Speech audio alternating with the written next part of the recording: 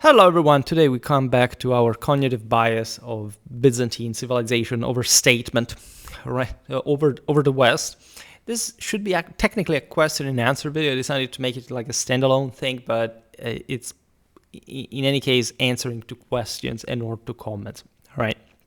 So first off, I'm answering to a comment of the same person that I made that commentary on, that in turn had commented on a comment on my video, right? If you have watched the video the other day, you know the story. I noticed that it was a very watched video, as a matter of fact, and there are very interesting things that emerged from that as well.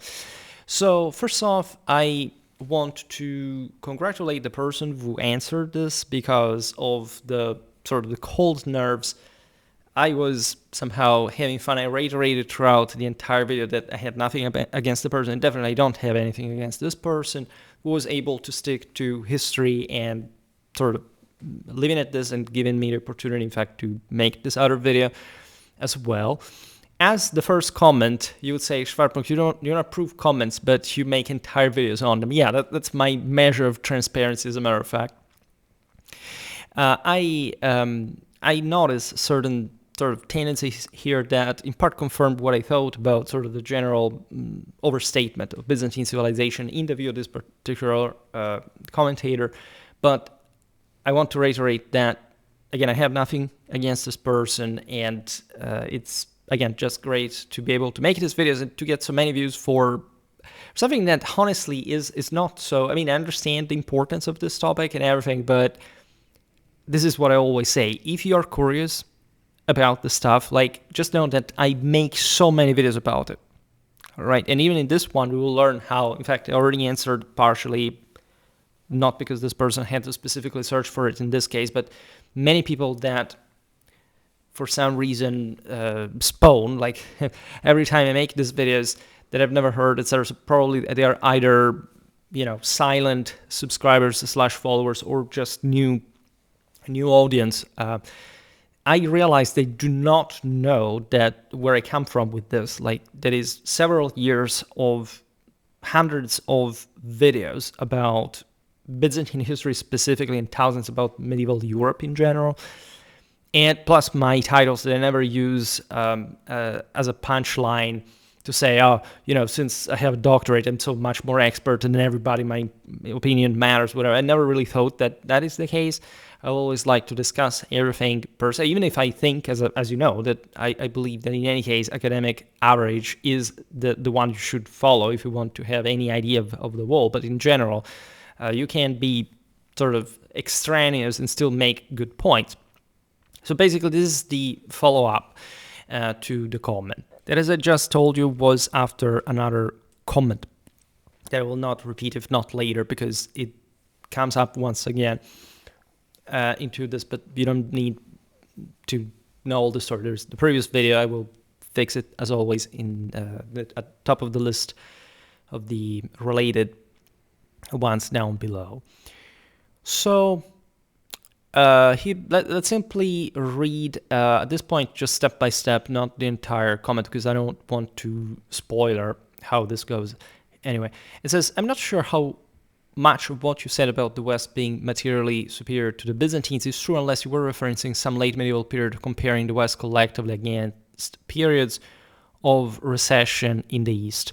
So, as we will see now, there is actually strong suspicion to believe that this is true also for the High Middle Ages, and it dependent on the different centuries before there is a case to be made that we may have also somehow underestimated the West.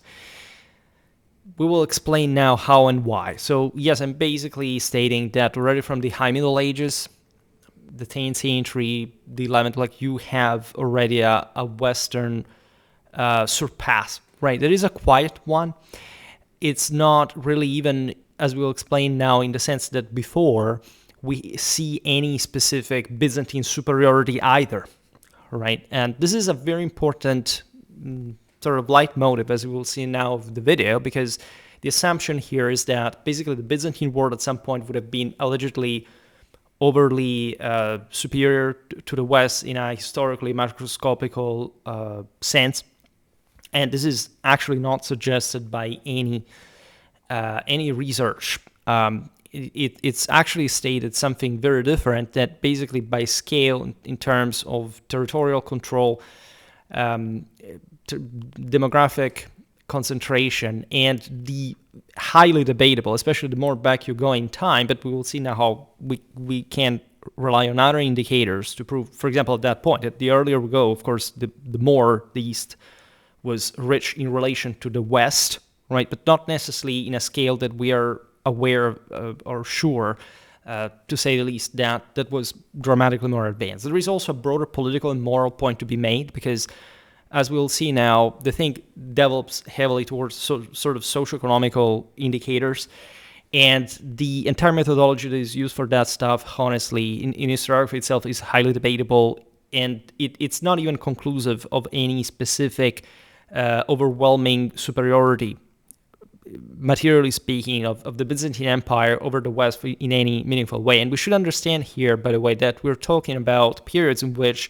the West overlapped with the Byzantine Empire. Because if we start from the assumption, first of all, it's very misleading that the Byzantines were the original civilizers, and or that basically the West, for some reason, had never taken over the East on purpose and had boomed and blossomed in that phase.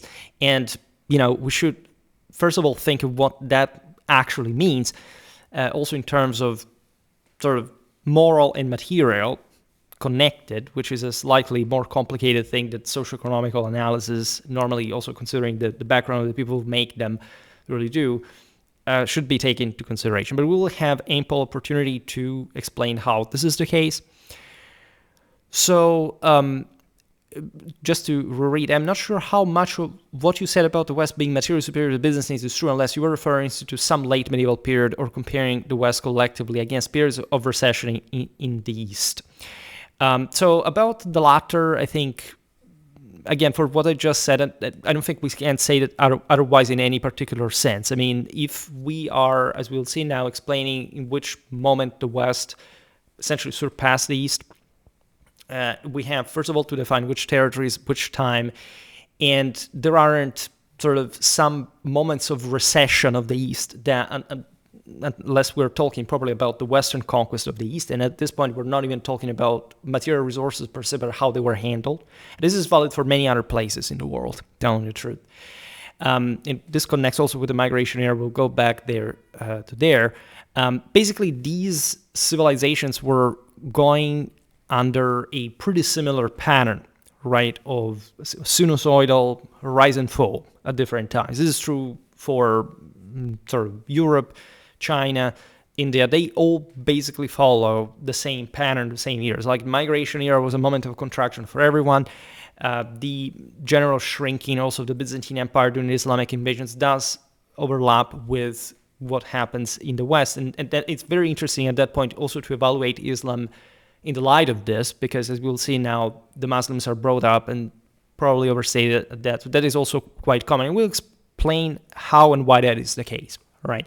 As I explained, by the way, in the previous videos, it's not like I have any specific ideological stake in stressing that at some point, like the West was particularly more materially advanced than another. Like, to me, it's the historical assessment, like what I arrived to through, again, all my sort of research path, to assess in broader scales that honestly I've never seen, especially in a comparative and diachronic sense, made in a systemically sort of making sense fashion, because this is also the bottom line, that whenever we look at, there are some studies, right? There is the one of Milanovic, for example, that I will briefly mention.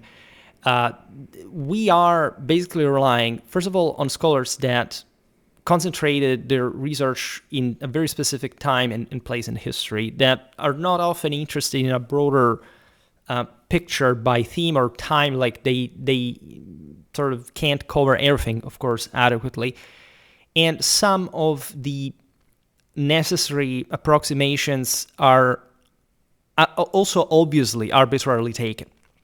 right? When you want to reduce something like civilization to factors that you can't sort of absolutely quantify, everything becomes particularly difficult, right? In properly heuristic terms, like methodologically, scientifically, is to say, of all, considering this is an immense issue. Like, first of all, civilization is big, right? And it's very difficult to measure civilization even today. If you look at all those pages that say, oh, look at this country has this income, and this country instead has this crime rate or whatever. Everybody has a different opinion. Just you can imagine trying to document something in the early Middle Ages and saying, oh, this is the actual figure. That's how they actually sort of cashed and what their per capita wealth in absolute terms is something very dangerous that I personally never espoused, historically speaking. I detest socioeconomical studies for this sort of almost sort of the self-entitlement of we're going to find out the actual figure and we will be spending that as an actual evidence. And the entire ground is incredibly shaky. We will see now, even in particular, why that is the case, right? And the interesting thing, by the way, I was making the point before that the East was obviously richer in relative terms to the West compared to down the line, not to in relative terms to the West only, if it was. In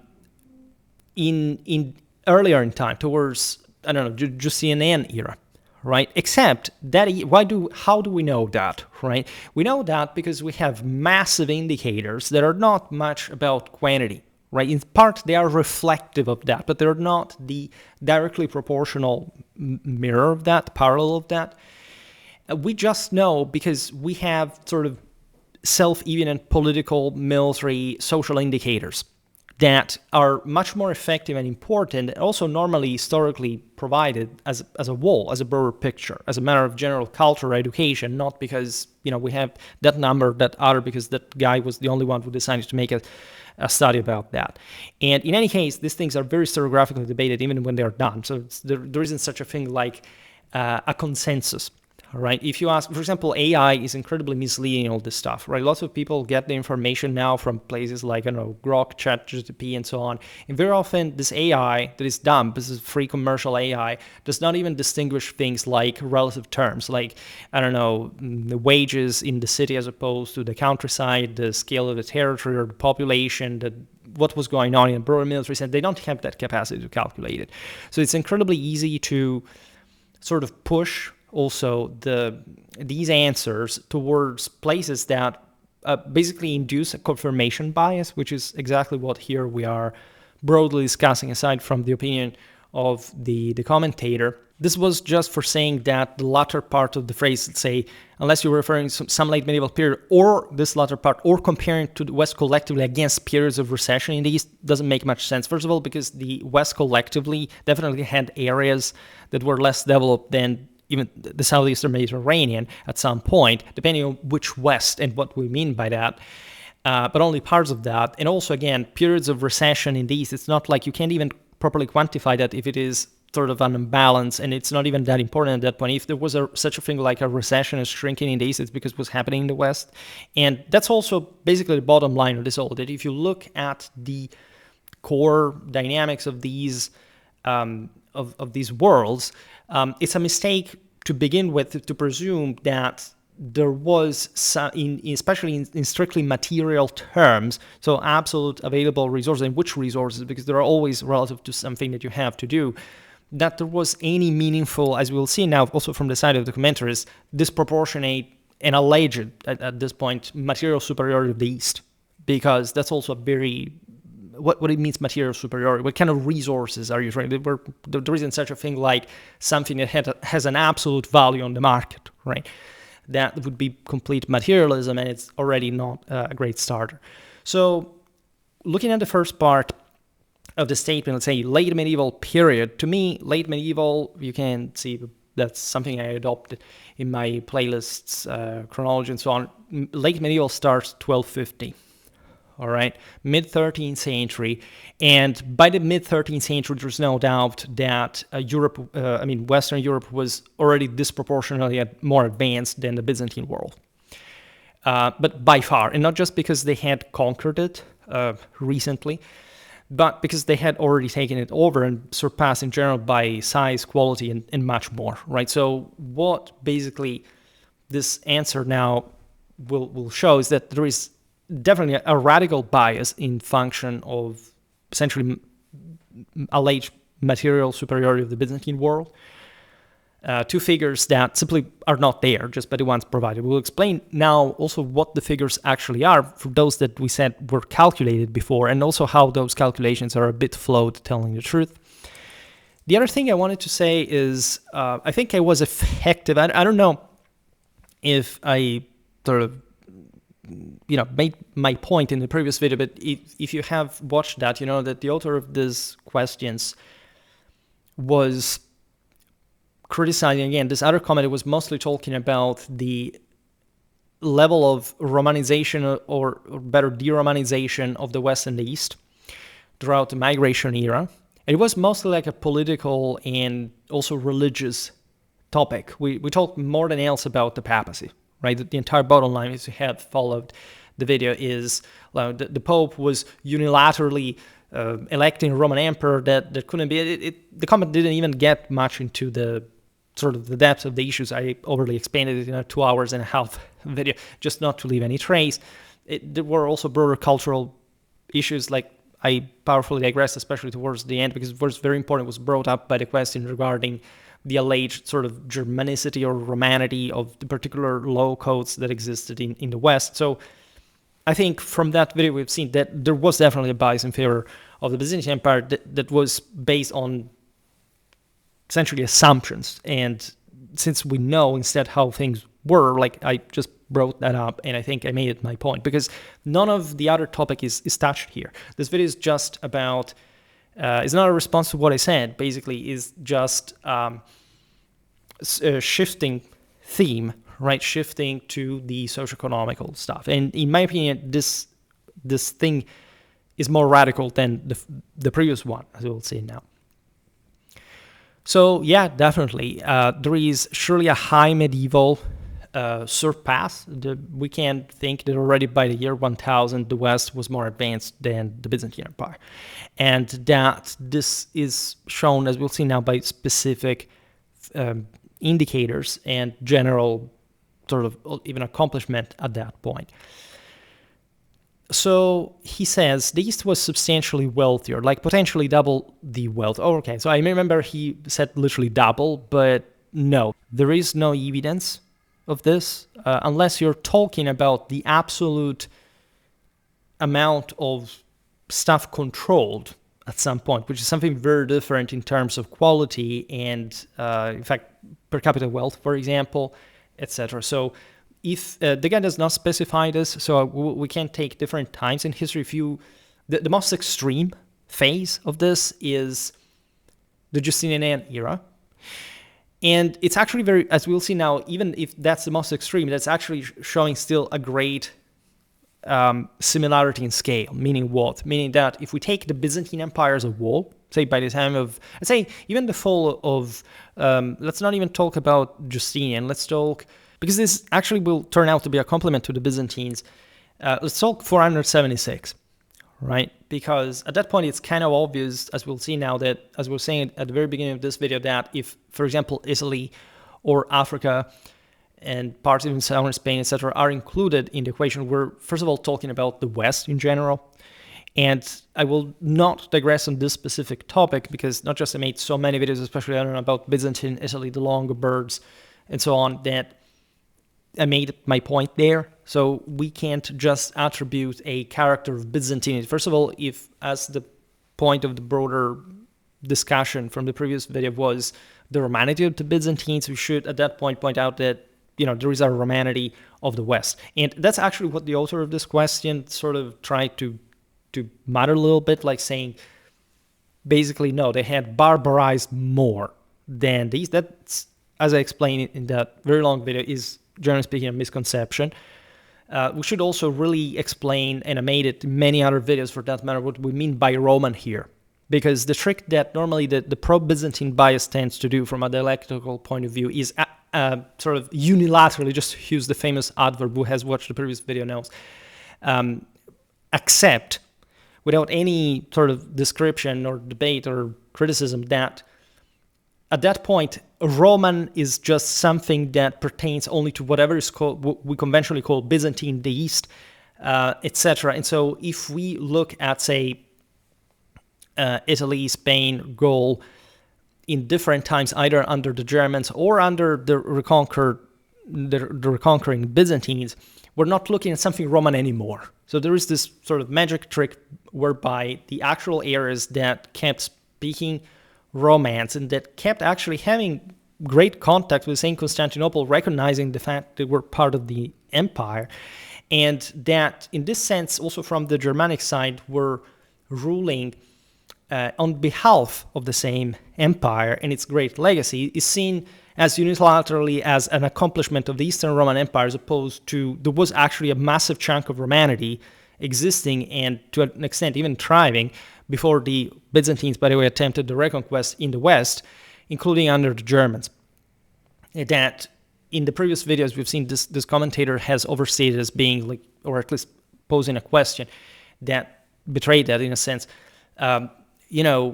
Wasn't Germanic people ruling over the sort of Western Europe inherently making these places, if not non-Roman, but less Roman? Well, the point of the previous video in turn was that basically the East was much more destructured compared to the thick net of, for example, urban connection, interland control, etc. Look at what happened to the Balkan interland, also to Anatolia.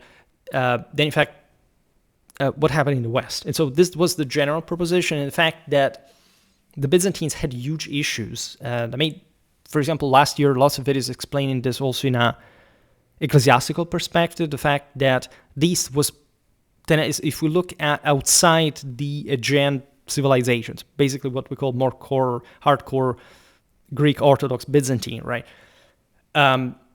Places like Levant, including Egypt, etc., were incredibly more disorderly. In a broader civilizational, political, administrative sense, they were ripe, disgregated, and we often don't get this picture, right? That's also what great part of the criticism stands in, because when you look at the further development of Byzantine civilization, not just they lost much of those places for a reason, and they compromised themselves, by the way, as we explained also from an Orthodox point of view, in order to sort of salvage this territories, backing their heresies for that matter. But also they fundamentally stuck eventually to that kind of Balkan Anatolian dimension. And the broader thesis that I made, just not in many of my videos, but the one of the initial comment that this person commented onto was exactly showing that we think that Rome is just like a label, a tag, a legalistic, statalistic continuity, and he said in an archaic traditional sense, shared also by the Germans for that matter, the Romanity of the empire and the empire in general were something that didn't have such tags, if not in the case of Rome, in a ethnic metaphysicization of the Roman people as such, right? And so much of the sort of criticism that is normally made already per se against the West is some basically self-loading, because reasons that you can see every day, and the Byzantines became a paradigm of the cool thing that the West couldn't have, because actually there were cooler people than the West, right? And whatever pertains to the West, including studying the history of major countries like Gaul or Spain or Italy, that is altogether, as we'll see now, actually just in absolute terms bigger than the Byzantine Empire, is something completely escaping pop culture, and in very unequivocal terms, as a matter of fact. We'll see now how it goes, right? So late medieval period, there's no doubt the Byzantine world basically still even existed as a competitive thing to begin with, because before even late medieval times, the Westerners had taken that over, right? And it's not like before that, the Byzantines weren't threatened existentially by the West that was expanding also in Mediterranean, pushing back against the Muslims, launching crusades, and ending up conquering the same Byzantine Empire for that matter. All right, so that, say, I don't want to push too much like the political, moral, and strategical side of the story, but we've seen also in a recent video about, for example, Norman-Byzantine warfare, that the secular Normans at large were basically the single greatest threat to the Byzantine Empire, which the Seljuk Turks in comparison look like, some noobs.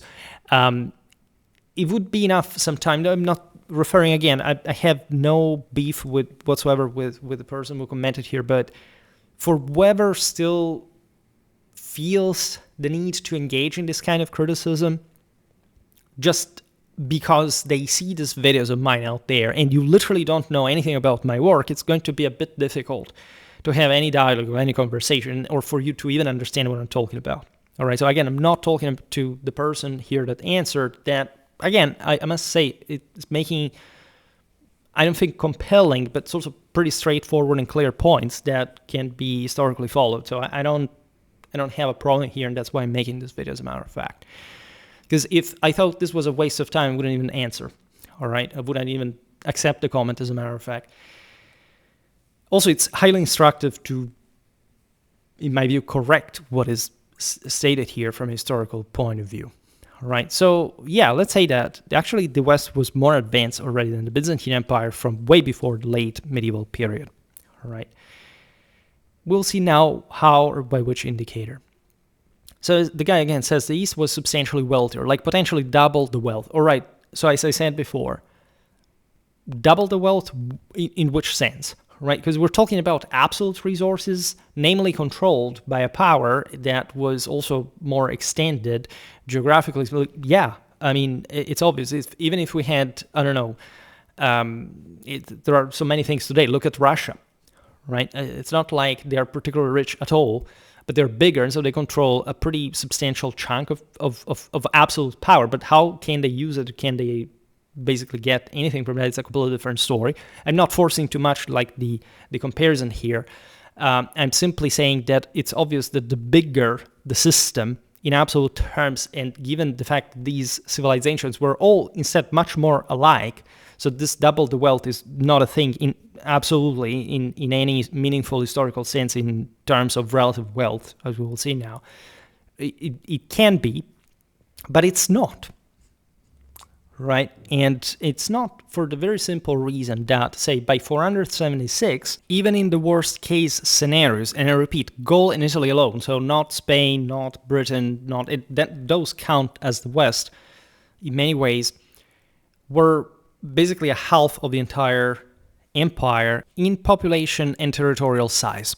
Right now, as I was anticipating before, this is actually the most difficult time to calculate the whole thing, the whole comparison between the West and the East, because the more we go back in time, the less reliable indicators we have in general.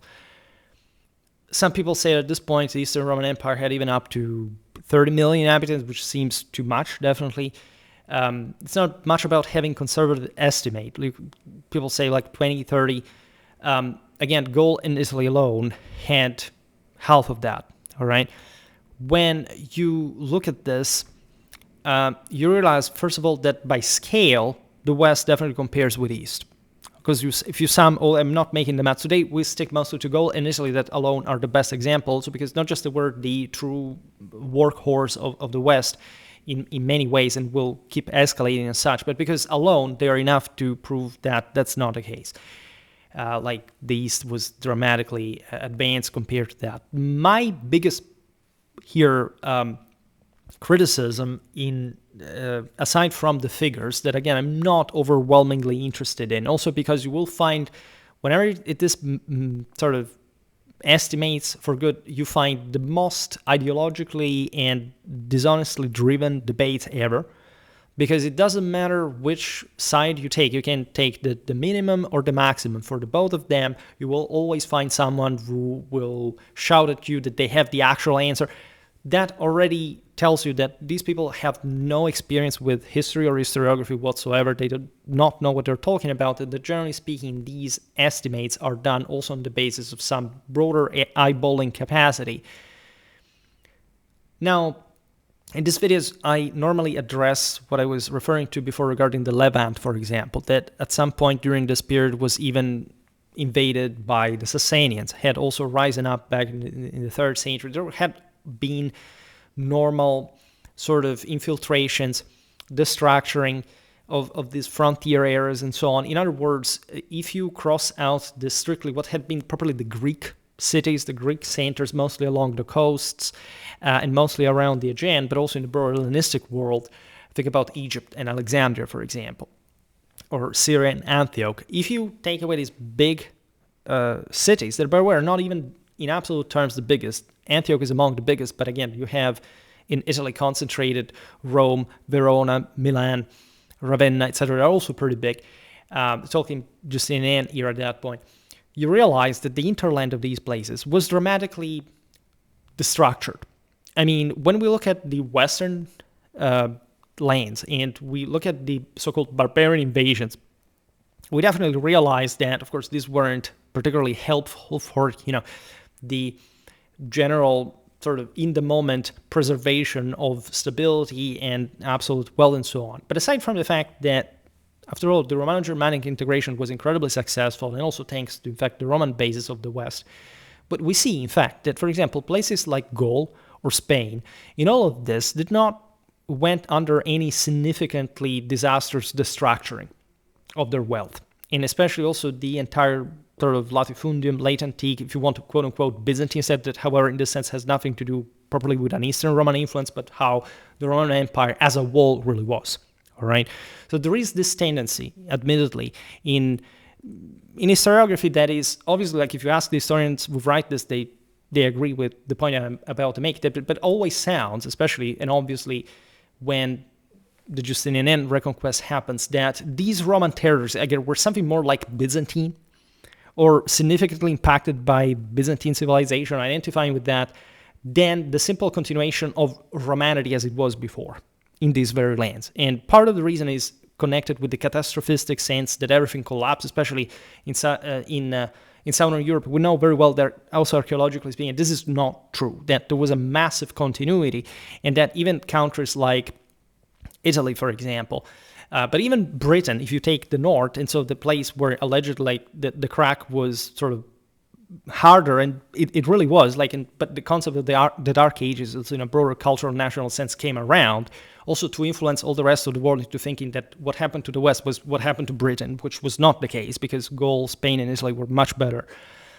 in so many ways. The general picture is definitely in favor of a specific continuity of a pretty big Western Roman and Romance world, right, that more or less compares in scale with East, that in this sense does not seem to have been any particularly more advanced in terms even of wages. Whatever wages, again, are even more complicated to calculate.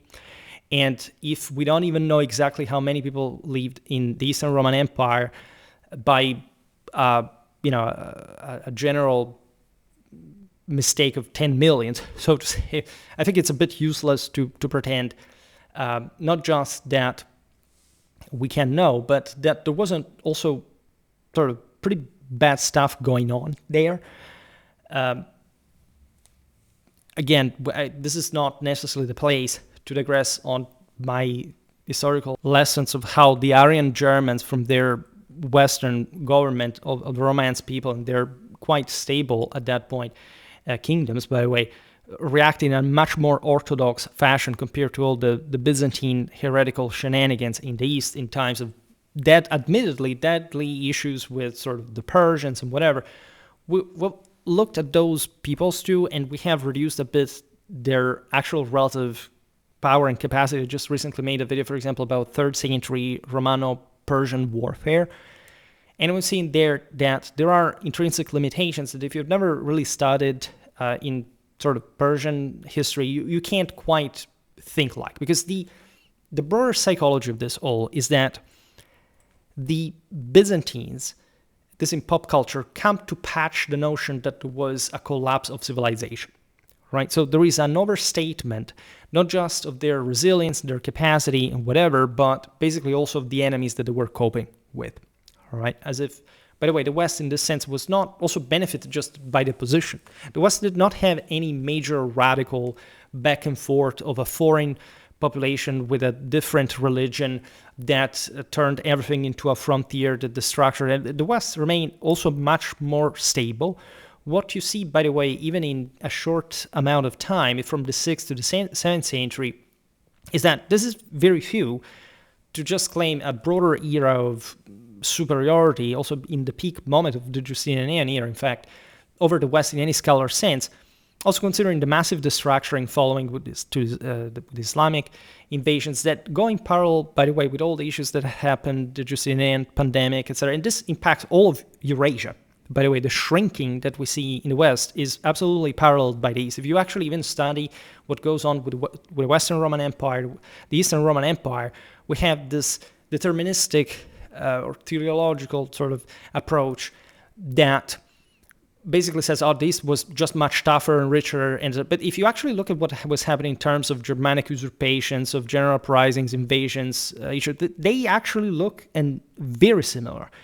And the fact that the East survived in many ways is tied definitely to the Constantinian formula that was different from the West, or in many ways, but also was inherited from the same nature of the East, the Hellenistic world. And again, something that was managed historically very differently, but not necessarily more orderly at all than the West. One of the most underrated aspects of Western civilization in the early Middle Ages is the orderly development of the overlapping of lay and ecclesiastical power in local districts, the centrality of the cities, the continuity of interland communications, right? This is something that the Byzantines, even just in general, did not quite need in the way the West did, because their geography shaped them in a different way. They were more thalassocratically oriented. The biggest sort of interland that they curated in that sense was Anatolia, but Anatolia historically had not been particularly developed in its interland, right? If we're talking about, again, the Aegean coastland, those were some of the most advanced parts in the Mediterranean, there is no doubt, right? But already from Justinian's times, all those features that we talked in so many hundreds of Byzantine history videos, namely the hyper-concentration of power in Constantinople and the heavy decay, destructuring of urban civilization in these areas is quite advanced. It actually was starting from quite a while, and it had been, in a sense, even more pernicious than, at least, or equally pernicious like in the West, right? The first invasions, the Goths, the Pyrrhus in the Eastern Mediterranean, had been targeting Greece, Asia Minor, and so on. So we tend, again, always to make this favor to the East as if, again, everything was particularly superior because it went better to them in terms of political control of centralization. And since in the West we don't see a Western Roman Empire anymore, we assume that that's barbarism. This is absolutely wrong. There is no historiographical, even major current or consensus on this kind of vision. It's not a thing. And I am trying also in Schwerpunkt to show, in fact, how much more tidy and orderly the system was. We will not talk much about the individual regions, but just to make an example for Italy, right? The Longobard kingdom in the center, in the north, gave rise to a much more orderly net of cities, of subtle administration. People don't study Longobard history. They think they are the barbarians at the beginning and that they are the guys crushed by Charlemagne in the end. They have absolutely no idea that what happened in between was the single most civilly advanced power in Latin Germanic Europe. Never mind not knowing that, but when you're making comparisons with southern Italy, you realize, for example, the ecclesiastical administration was totally messy, right? It's not until, and even after, because it was a big system at the beginning, in terms of size matters, because it's not just like something is big, it means that it's orderly and functional. I recently made a video together with, I participated to a live stream with Eastern Roman history, in which I talked, and we'll come back on this period now, Basil II's southern Italy, right? And we've seen there that aside from the fact that most people there were basically, quote unquote, what Roman or Byzantine, they were mostly Longobards, all right? And they also normally autonomize themselves. The system evaporated as well. There were very different ways between the East and the West to control territory, right? The Romans, even just from a very long time, had colonized the West. They got the Celts, the Iberians, to speak a Romance language for good, all right? This is not something that even happened in the Levantine hinterland, right? The Romans did not even properly colonize the East themselves. They mostly let it run by the Greeks and ruling them in turn.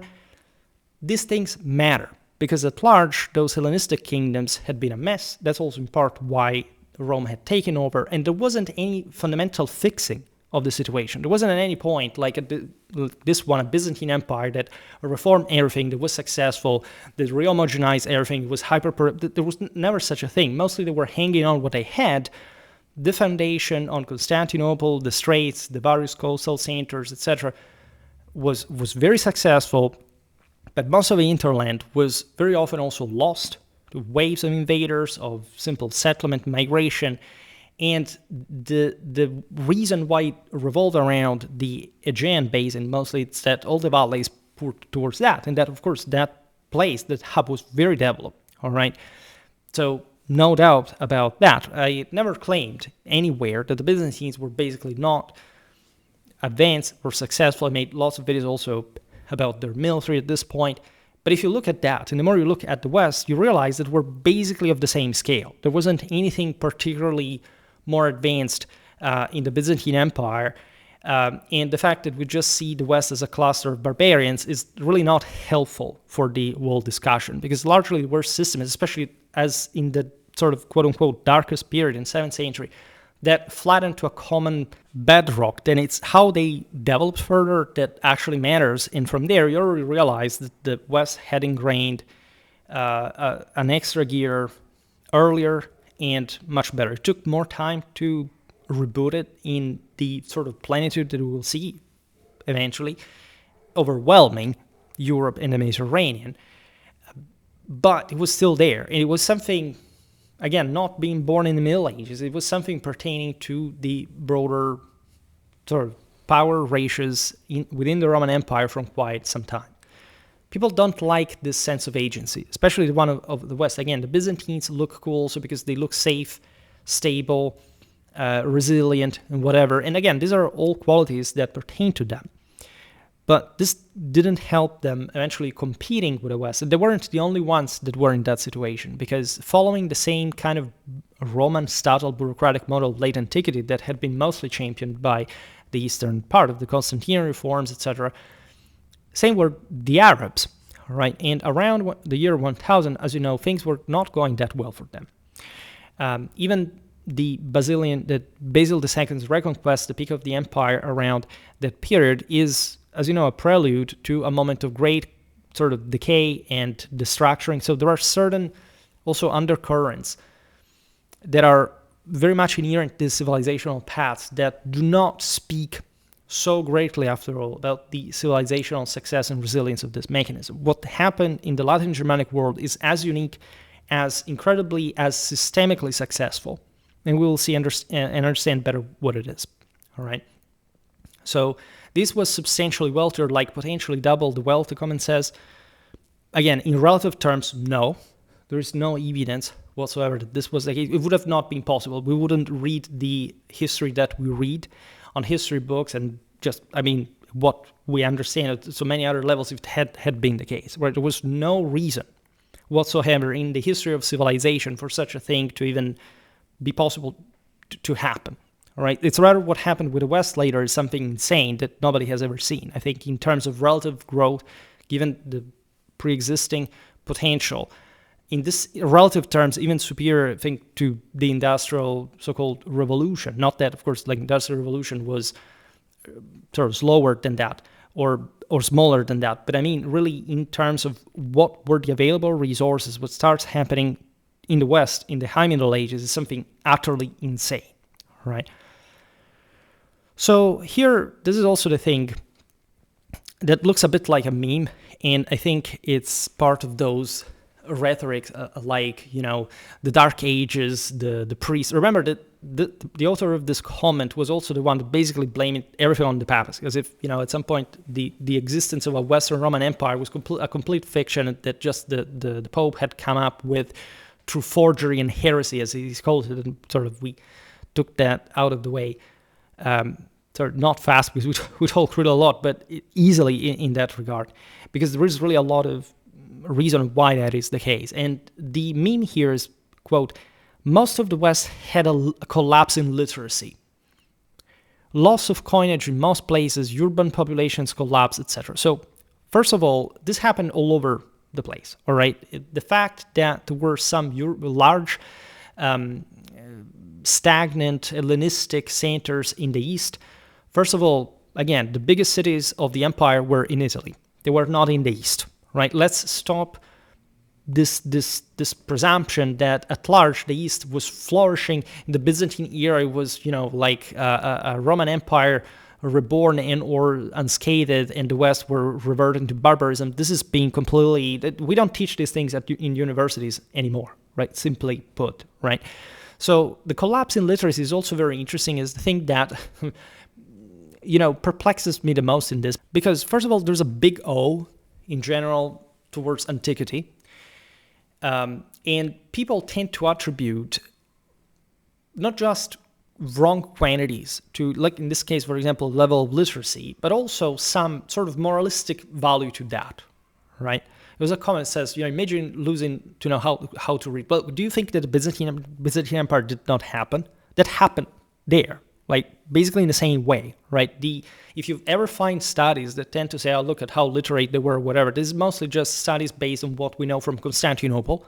That is the city that eventually sucked everything and was enormous and whatever. And again, this is pretty anomalous in a civilizational sense, all right? This not just did not happen in the West, but it doesn't happen much elsewhere. And that went at the detriment of urban culture all across the Eastern Roman Empire. All right, so the collapse in literacy, first of all, the wide majority of people in ancient medieval times lived in the countryside, right? When you also hear these narratives up, but, the empire was, most people imagine like the city as the normal dwelling place. No, most people were always rural peasants living in villages, in communities that were fairly isolated from the rest of the world, and they weren't particularly literate, all right? It's like the concept of hygiene or technological development. There's always from the 70s, the 80s towards science, the scientism almost, like this technologism. Oh, look at how advanced the empire was. Oh, look at what here the steam engine was. If the typical BS that makes you realize that nobody has ever studied saying these things, history of economics or technology or science, is that, this world, didn't start in the Industrial Revolution, but they really could, man. Like, it's just a mentality, It's because they had slaves, and nobody really thought or believed that they could be an Industrial Revolution. I don't even want to enter this, because otherwise I will be banned from YouTube, because it's objectively an enormous feat to be able to be living in the stupidest era in the history of mankind, like the one we live in terms of human worth and value whatsoever. But aside from the fact that, again, when a person thinks technology, or it's always like these people were more intelligent, or you see those guys were stupid because they didn't know that. So, oh, look at these guys couldn't read. First of all, most people in the Byzantine Empire couldn't read. All right, if you go in the countryside and here's a Balkan peasant or something, they can't read. That's normal, right? This is well documented also in the Byzantine Empire. There isn't any major, in this sense, divide between the East and the West. There is a generalized collapse compared mostly to urban literacy, but as we explained here, actually the decline of cities happened well in the East. It wasn't just like a Western phenomenon, and I would actually argue that in the West, as I think the rest of medieval history beautifully shows, cities thrived pretty much everywhere. All right. Whereas in the Byzantine Empire, you had basically just two cities, Constantinople and Thessalonica. All the others had reverted to towns. All right. And they didn't have any socio-economical potential to achieve anything like the major cities in the West, the maritime republics, the communities, even just in terms of liberty, of autonomy, but still framed within, for example, a feudal system that in the West did definitely not choke local autonomies and development, unlike what happened throughout basically the history of the Byzantine Empire. You can argue that the latter was fighting for survival, that there were some sort of greater pressure on that, whatever. It's really debatable, because when you find these deep fundamentals, right, that date back to Hellenism, for example, do you really think that in the Hellenistic world people really read that much? Right? Do you realize that I say this every time, that the great libraries of the Hellenistic world that are inherited and function in the same way by the Byzantines and the Muslims were basically some massive magazines of manuscripts that barely anyone read, mostly just court people, right? It wasn't like a thriving middle class that normally accessed, went on reading or something like that.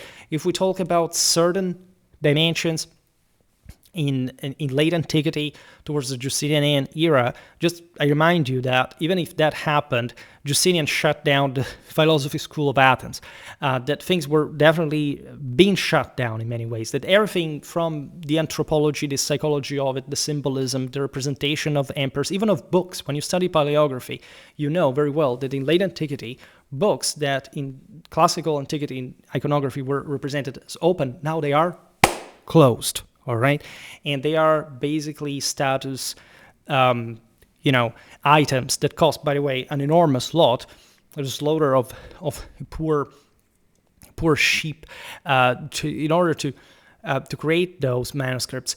And as you go down the line, and just in the High Middle Ages, you perfectly know that the West had a much higher circulation of manuscripts to monastic production and exchange. If you still think that monasticism was about people being secluded from the world, I mean, you have never studied the historiography of monasticism. This is not a hyperbole. I mean, the monastic net was the connective tissue of post-Carolingian Europe, as a matter of fact. This is something that, by scale, at that point already, the Byzantine Empire did not have. Let's leave aside the fact that they plundered monasteries during the iconoclasm and all these kind of niceries that, the West neither, even probably by like taking a pope, deporting it, killing it, wherever. This did not happen in the West.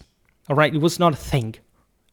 There is a massive civilizational divide, and these indicators definitely are not going well in favor of the Byzantines. So this notion that, again, most of the West had collapsed in literacy, and why in the East, literacy was thriving, explaining how that actually worked, because, again, the distribution of population in terms of urban centers, countryside, was pretty much the same.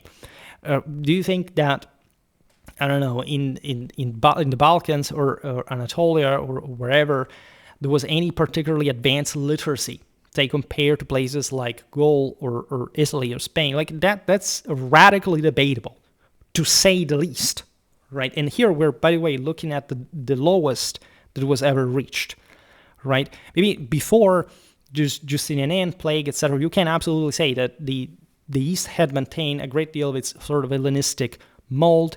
It had already deperished itself, like the West had deperished in late antiquity, etc. But do you really think you can claim at any point, just like for the so-called Islamic Golden Age, those places were actually places where people normally read, or that it was a normal thing, that was, I don't know, freedom of thought, or that there was this great exchange of manuscripts? That's not how it worked. Like, mostly courtly production. Yes, there were people who read and produced. This also happened in later history. But this happened also in the West. I mean, if I said Isidore of Seville, Gregory of Tours, Paul the Deacon, Bede the Venerable, are these the product of countries that did not read? Right, few people read, but this was completely normal in the Byzantine Empire and the Islamic world as well, right? And this was a moment of radical shrinking for the both of them. The fact that, for example, the Muslims had it better in terms of political extension does not mean that in absolute terms the local populations lived great or as before, right? Because that's also a point we were touching on before, that is to say, here we're talking about sort of three fairly well distinct areas that are, yes, fighting against one another, also brutally, but more or less remain stable, all right? So this is not a time in which they managed to take one over the other, all right? The Byzantines actually lose a massive amount of territory to the Arabs, etc., but more or less right? What we see here are shifts in political regime, in territorial control. We're not talking, of course, they're not even that positive, to be honest. Secondly, I would like to say, this is very important, and I say it all the time we cover these topics. Documentation for the Byzantine Empire and the Islamic world is incredibly scarce compared to the West. All right, we notoriously, like historiographically, we know dramatically much more about what was happening in the West, socially, literally, culturally, political, all the details, as opposed to the East. And the reasons are many, right? Including the fact you could say it shouldn't be fair to put this in direct sort of relative terms, because some of these countries really also later in history got destructured. There were invasions, destruction. So it's the loss of Baghdad was one of the greatest tragedies in the history of mankind. The same sack of Constantinople wasn't even that particularly edifying, experience in terms of what was definitely lost into that. That's fair, but the fact that you are relying on major big centers that when collapsed, basically, the entire system is done for, is not a great indicator of overall civilizational stability or robustness, all right? This is something that could have not been done with, again, Italy, France. Even when we look at, for example, Spain, we realize that that's Europe, that's Spain, that has a different history sometimes than, I discussed this recently in terms of the Celto-Italic connection and so on, compared to this axis that mostly is the most robust during the early Middle Ages. Italy, Gaul, the British Isles, parts of Central Europe already. The Caliphate, the Emirate and later Caliphate of Cordoba, for example, great power, right? Just like the Abbasids, the Fatimids, the Byzantines, etc. It has this, in the High Middle Ages, this still ancient classical mechanism of centralized authority, bureaucracy, permanent army. When you look at how they work, the West works similarly, all right? The idea of having regiments in a province that are maintained by local resources, some level militia, it's basically what was happening in the West as well, in many ways. So it's not even this radically different. It's just like how people also were brought to be ruled like and how they thought. I don't want to digress in this because it's a very interesting but also delicate topic. But how much do we know about Muslim Spain? Not much, right? We actually know pretty much well in depth many things that happened even in the much less developed northern Spain than we know what was happening in Cordoba at the time. This is both cultural, in part it's distractions, but in general it's probably a forma mentis, right? We were talking this about China, about for example, in the Crusades videos, about especially the battle ones, historiography, right? Go check my videos about the Crusades, about a specific battle that we reconstruct through primary sources, and look at how the Westerners wrote as opposed to how the Arabs wrote, all right? The Westerners had a critical, insightful, analytical, very patterned, but also autonomous, distinctive, and varied way of looking at the thing. The Arabs gave you this notice. They overly amplified and rounded numbers in ways that also the Westerners did not do. Everybody more or less amplified the numbers of the enemy. But the Arabs, you understand that they went beyond, because to them, in that number, there wasn't just like, nobody was, and moderns often fall in this mistake, that into thinking that they wanted to make you believe that, the enemy were actually 100,000. No, to them it was a model, it was a symbol, it was a way of saying, it was almost a hyperbole. This is especially typical of Arab historiography. In any case, it's none of the same amount of quality and quantity, right? The Byzantines, the same. If you read Byzantine literature, you know very well that while it is actually more critical and insightful, it's sort of, than the Islamic one, it stands a bit more in between the West and the Islamic one. That the Byzantines were very classicistic, idealistic. They mostly were interested in models and styles rather than actual sort of former depiction. If you look at the Tactica of Leo the Wise, for example, you realize that he was rewriting the Strategicon.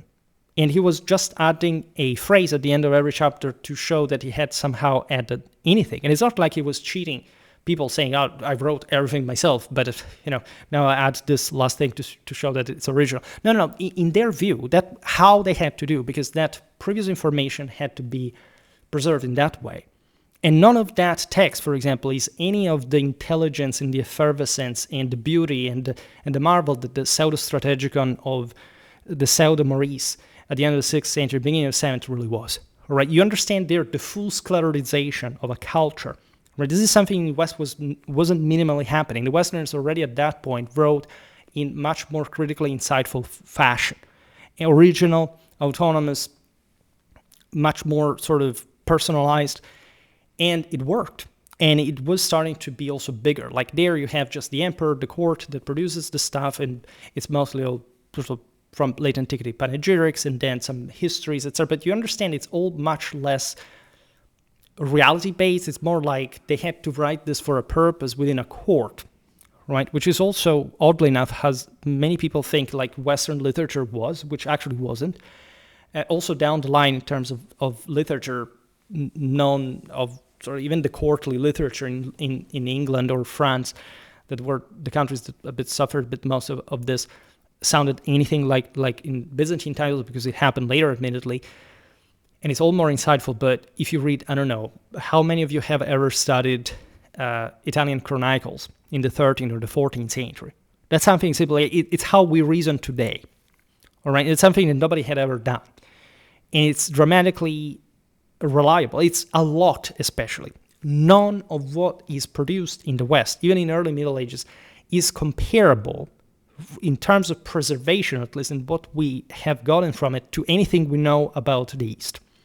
And so one can make the case that there was once a great civilization. There are traces, for example, of knowledge that the Arabs had, that they found in the Byzantine libraries when they took them over, that went lost later. Yes, okay, but this is not. This is exactly the point. Why did they lose that? Why did the West come up to be eventually the most historically researched, preserving, and in the sense historically reliable part of the world?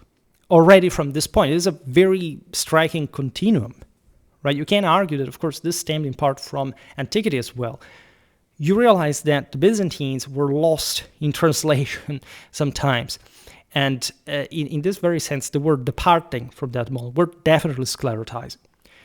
So the fact that, again, the West as such collapsed in literacy, yes, and the East did not collapse in literacy, why don't we say that? Again, I have nothing specific against the author of this thing, but how does he think that, I don't know, the 7th century Byzantine Empire looked like, actually? Have you ever studied 7th century monastic literature in Byzantine? It's something hyper depressing. And it's not like in the 7th century, again, the West did not have great authors that were writing, and also paradoxically at the time it was even easier to enter some form of local literacy compared even to later times. The society was more stratified, right? In many ways, the Byzantines locked themselves the necessity or the capacity of the population to read. This is absolutely inherent late antiquity. You don't even have to wait the end of the Western Roman Empire to realize that. This was definitely the case in the Eastern world as well. So this notion of literacy sounds more like, oh, look at the sages, they stopped reading. Seriously?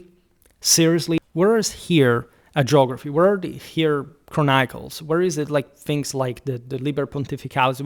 Do you realize how much was produced in the West and how much more familiarly modern it was compared to the Byzantine world? Now, because this is really important. If one does not have this perspective, this horizon, it's naturally very difficult to make an assessment of civilizational comparison, right? It's incredibly difficult. Then it says loss of coinage in most places. Again, coinage never fully disappeared. It was always there. There was definitely a strong drop, but again, overlap this with what had been basically the Mediterranean. Look at what happened also to the Byzantine markets and money circulation. For example, so when the Arabs took over and so on, like these people did issue naturally coinage, etc. in the northern shores of the Mediterranean. Of course, that was done too, often imitating those currencies, because the trade balance at that point was in favor of these other cultures. But aside from the fact that Mediterranean unity had been broken anyway, there were 3 players at this point rather than a couple, and things evolved also relatively quickly, because economic recovery is something well witnessed already from the mid-8th century. So this also the idea of the Dark Ages. Look, this is the darkest pit they fell. It's as if always there was no history later. It lasted very few, and some places remain also dramatically advanced. Right? We'll see now the specifics of that too, in terms of population, per capita wealth, and so on, and how does that compare to the Byzantine Empire. The Byzantine Empire lost at this point half of its territory. So this is not really an indicator of any particular fluidity. Like things even before that, like the Persian Avar siege of Constantinople, well, or the later Arab siege for that matter. It's not like places like Anatolia were simply saying, oh, now we're happy, we're very literate, we exchange coins, and our urban populations are so prosperous. It wasn't like that. All right, those were heavily destructured regions that had, in particular in the Anatolian Balkan hinterland, never had any particular advancement, and especially compared to what the Latin Germanic West really was at this point.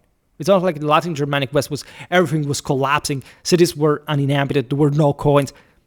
In a good half of it, things continued going the way they went. They had been shrinking as much as they were radically shrinking in the East. And again, if you just fix an image, like I say, the greatness of the Justinian era, okay, well, yeah. This is not something, by the way, I've ever, you can check all my 2,600 videos, it's just like I ever said at that point that Sacred was bad. I love Byzantine history. I took all the classes I could at university. I covered a lot of Byzantine history. And the point that I'm making in this videos is the conclusion that I got to through that information. Because before, I also bought this sort of idea. I never really bought in particular the idea that the Byzantines were dramatically more advanced than the Westerns, because I truly never had it. Ever since I knew early medieval history in some consistent fashion, right? But it's also a matter of hearsay to me, like, because we're talking here pop culture at the end of the day. The studies do exist. The quantity of historiography does exist in this stuff. It's not like for the Byzantine Empire, it's often very skewed in sensationalistic terms with the recoveries of Byzantine studies, especially in the 90s, in the early 2010s. Oh, look at how advanced they were. It's as if they have to market you something, selling you something, but then you realize that they went under a pretty radical crisis. Even before, it was still like basically a late antique mechanism still working, right? These things are studied from also pretty long time. Like, it's not like all of a sudden somebody discovered that there was a crisis in the Byzantine world in its late antiquity, and it's actually a major theme of Byzantinistics, what happened, especially in the 7th century, that is also pretty damn close to the broader crisis of the West during the Justinian plague, and the gradual shrinking there was happening too. So it was happening in parallel, and most of this Byzantine marketing is based on, look, in the city we found this. Well, thanks my eyes. It's just like with Roman history. Look, the city there, the baths, the amphitheater. Why does nobody ever talk about the general population in the countryside?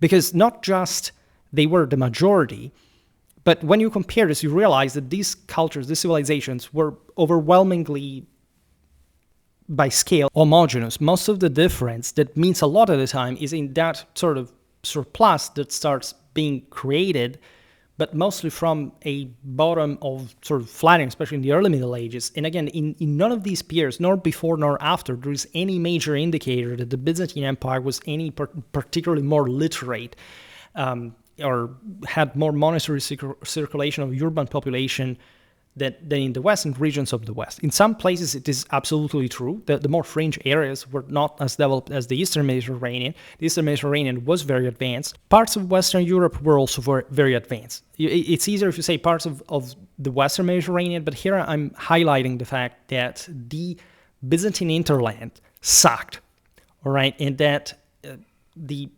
Western hinterland, all right, had a level. If you look at the map of the Roman Empire, you realize that it goes pretty up in the west, right? And then Central and Eastern Europe is not part of that. There's also a reason for it. These places had been sustaining civilization, and they never lost civilization. the Balkans had barely ever sustained a civilization. At this point, they truly collapsed in civilization. Anatolia had never quite supported an actual civilization. Any people living in Anatolia was fundamentally just an interland hillman barbarian of some sort compared to those who lived on the coast. It's not at this point that this interland is magically, I don't know, more literate or has more coins or is more urbanly populated. No, right? Look at the West. Look at how people lived in the West. And in which locations, at which distances from one another, on the basis of the urban nets and the continuous, by the way, also latitudinal connections. I mean, literally, the papacy directing ad personam through letters the evangelization of the Anglo-Saxons and so on. So, again, I don't think that we're looking here at anything that the Byzantines particularly succeeded in, especially on the long term. Okay, we're arriving at the end of that, but even just in the medium term, saying, look at how advanced it was, and to fix this as it's forever like the East was more advanced than West, it's not really a good historical indicator or, pulse check, all right? We could make many cases. For example, regarding what I just said, it is true, for example, nobody had even ever civilized, I don't know, the Pontic Steppes, right, or much of the Balkan or the Central European hinterlands. It's obvious that the Byzantines wouldn't even have this elan to convert, I don't know, the Slavs as they were settling very early on, as much as Rome could already do in the 6th century with the Anglo-Saxons. All right. The problem is that we barbarize and alienate those figures because also mostly we have an idea of the Dark Ages that was slammed specifically on the West, and I think specifically for political and ideological reasons. That does not match the level of development, especially of the Western Mediterranean, and we'll see now in particular how. All right. So again, most of the West had collapsed in literacy. Okay, the collapse was pretty much generalized. So if it is socially, this happened in the East as well. If you mean that this happened more in some territories, well, those had never even just been particularly literate, nor the East had greater fortunes in that sense either. In other words, what are we talking about? Right? It's not like there was a 3rd millennium AD civilization in Britain and it collapsed and there were the barbarians, but those places had always been not particularly developed.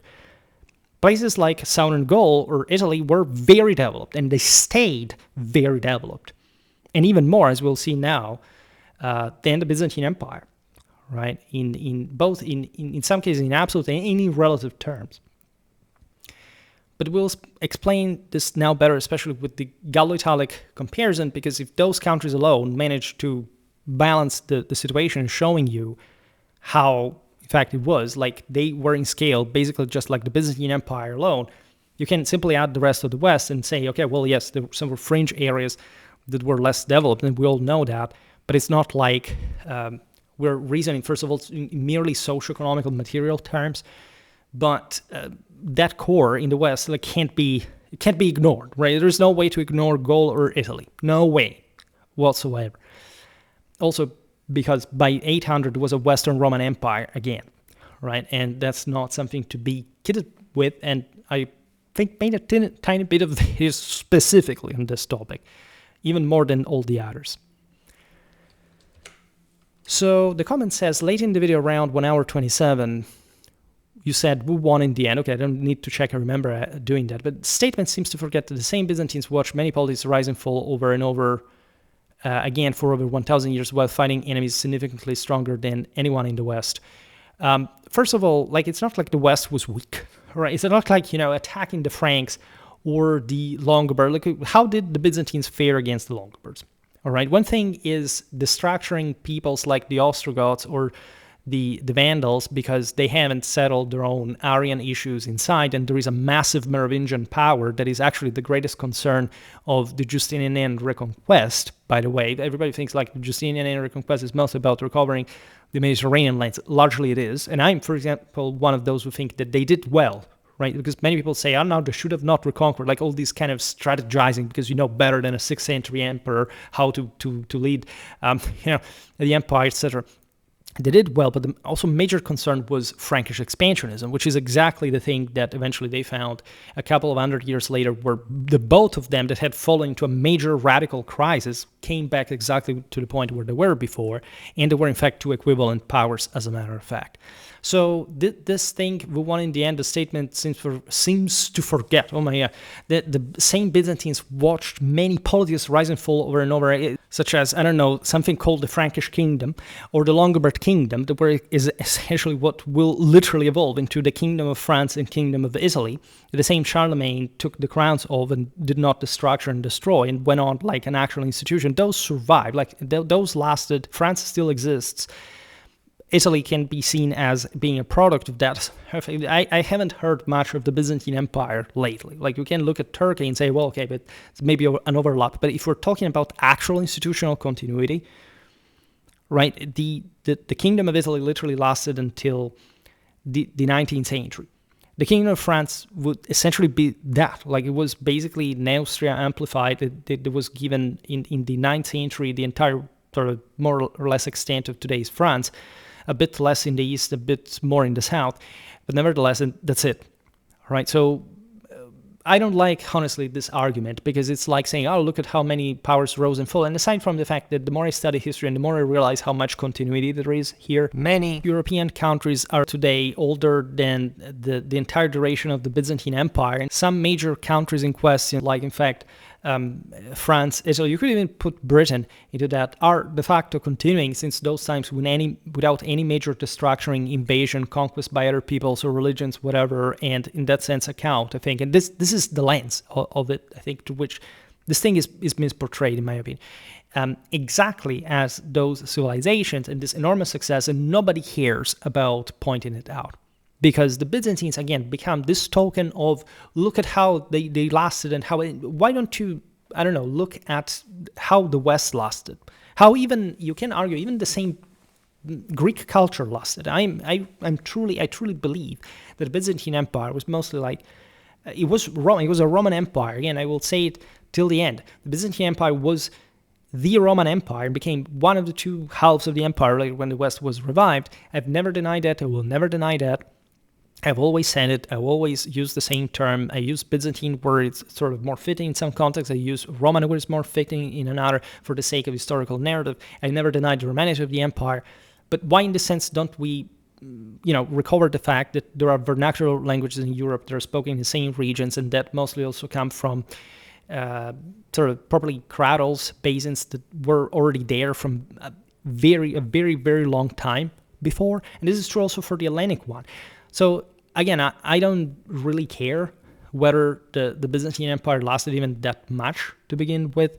It's something one could relatively make with other countries, also in Asia, for example, but I'm not interested in doing so, right? It doesn't seem to me like to make the argument that the Byzantine Empire was more advanced is because, I don't know, there were some powers that rose and fell, and even which ones, and which level of continuity, right? It doesn't mean that the Byzantine Empire was more advanced or more socially thriving or more powerful than the West. This is not actually the point. This is what we're actually discussing here.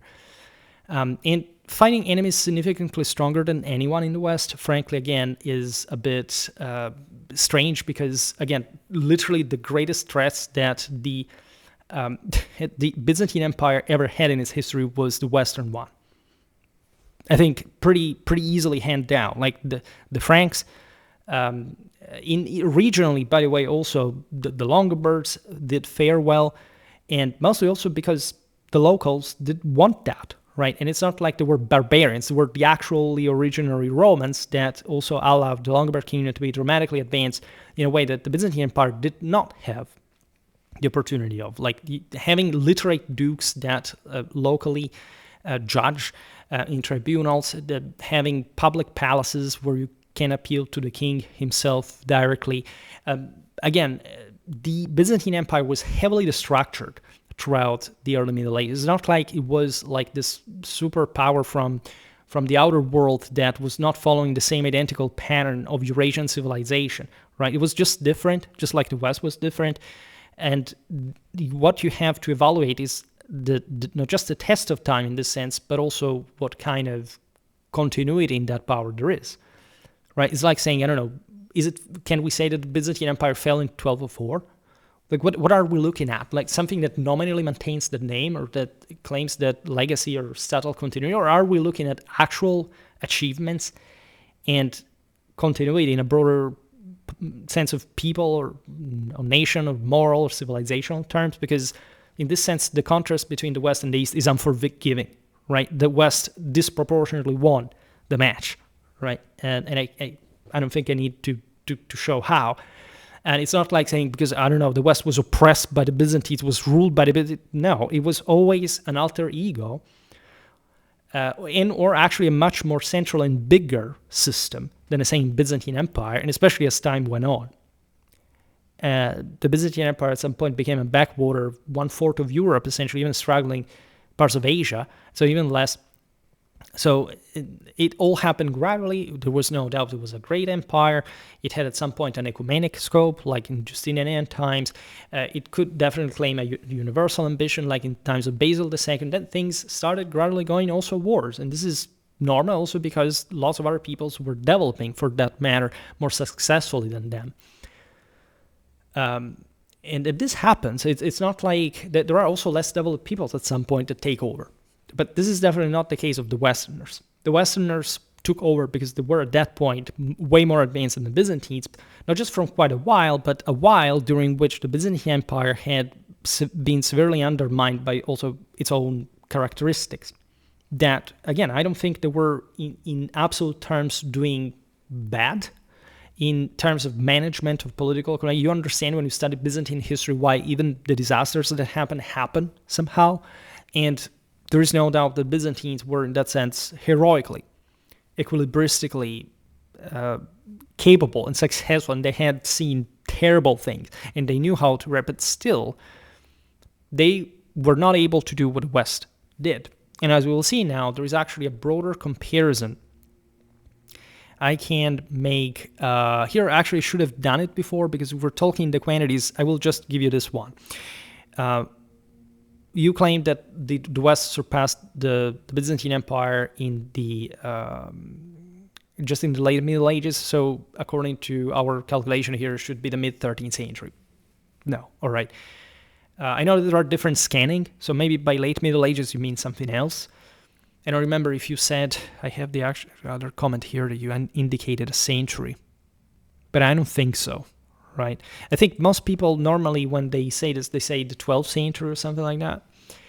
But we have to take this into consideration. By 1000 AD, France and Italy alone had the same population of the Byzantine Empire in a smaller territory.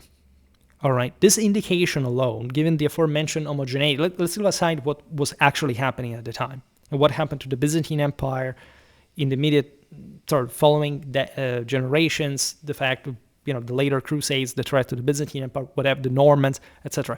This thing alone, all right, considering that we're talking pre-industrial times, there's a dramatic homogeneity. 1000 AD, if you have this over-concentrated demographic capacity and military power, as it will turn out in quite a few, that is also, by the way, inverting the trade balance. Right. In other words, now Europe is monetarily, they have more precious metals in their own hands to spend, and this is not just the Italians that naturally have been recently. It's just like they sprang out of nowhere with their naval engineering and capacity to sweep the Mediterranean. There is much of that. But there is also a great pool from probably the entire Western continent at this point. We were Christianizing the Poles, the Hungarians. We were expanding in the East, even stripping the Byzantines of certain areas. The Bulgarians even were flirting with Rome. The Reconquista was sort of rebooting. There were first crusades before the first crusade of 1095 that were being launched in the Western Mediterranean.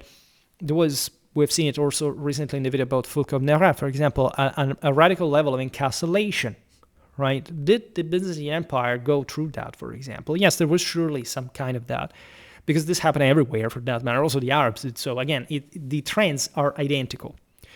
The point is the degree, right? And that I'm aware of, there is no such thing like a phenomenon like encapsulation. I mean, it's not like I'm aware of. I'm sure of it.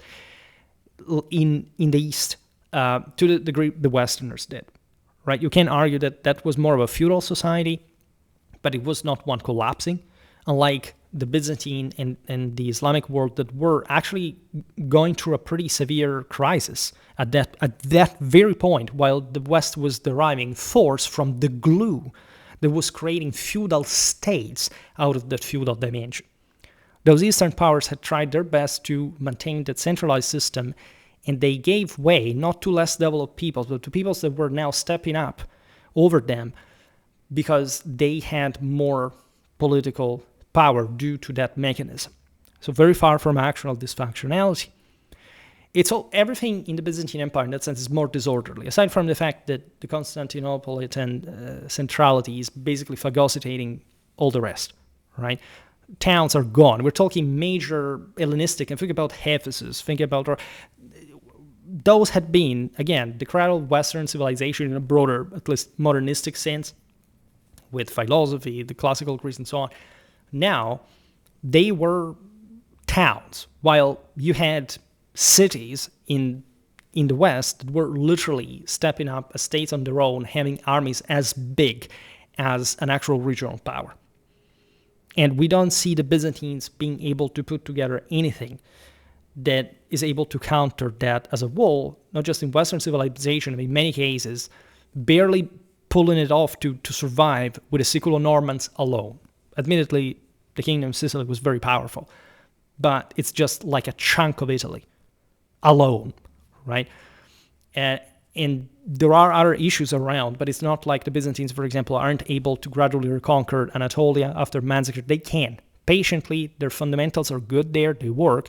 The West is just literally booming. And this is happening way before the late Middle Ages, all right? And so by this dimension, we know that during the High Middle Ages, there had been a major shift. And again, even during the migration era, the notion that the West as a whole was some sort of inferior thing that the East simply toppled, whatever, is not to be given, right? If one wants to look at certain indicators in certain regions, you can have a discussion, and also bringing up the ones within also the Byzantine hinterland that, again, was not normally a civilized place. It had never been. This is true also during the previous Roman times, all right? There is all a provincial history that we know fairly well. We know that the eastern provinces towards the Middle Eastern hinterland were more destructured, less orderly, sort of more difficult to control, less productive. This is notorious, all right? The Byzantines mostly maintained control from the coastal areas. If France and Italy alone, by the way, this is also the other figure, Italy had uninterruptedly the higher per capita wealth, right? And there is an attempt, we said before, by Milanovic to even assess wages in terms of how much did, it was exactly from the era of Basil II.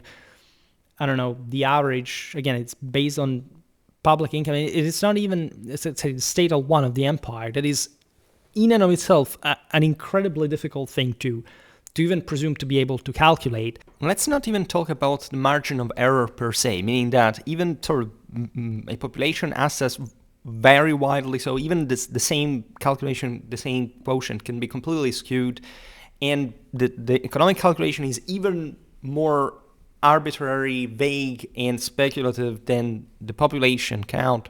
We do not see, even the best case scenario that Milanovic, in that sense, put on the fore, more than just a fraction, like 1/7 or 1/6 above Italy for the Byzantine Empire, and that's, again, also enormously debatable.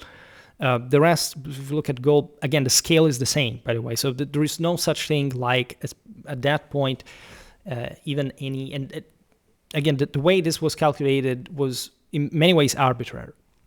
I will not enter in the details of it, but like the fact of the 5-8% tax, it's not like empires, and this is evaluated, by the way, by looking at different data from different times. It's not there is a definitive document of possible documentation to actually quantify what was the overall income of the empire, and especially how it was specifically spent because that also means a lot. There are some countries, for example, that have in absolute terms a lot of wealth, but do not invest it and do not spend it.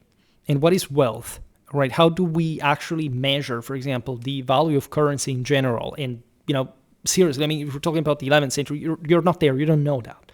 Like, for example, we do have, even for the West, like this kingdom at some point could nominally mobilize this given amount of knights. But first of all, they never did that because it didn't make any political sense to do so, right? So to try to, first of all, the entire math is probably incredibly debatable. In fact, there are scholars that say, well, this is just like a bit too much. But secondly, we do not even see how this would be transferred in societally speaking. Because first of all, we see Eastern society at that point being much less dynamic, much less vocal, much less sort of thriving and effervescent, whatever was happening in the West, just out of basic sort of level of expansion of urban development, whatever, trade, whatever.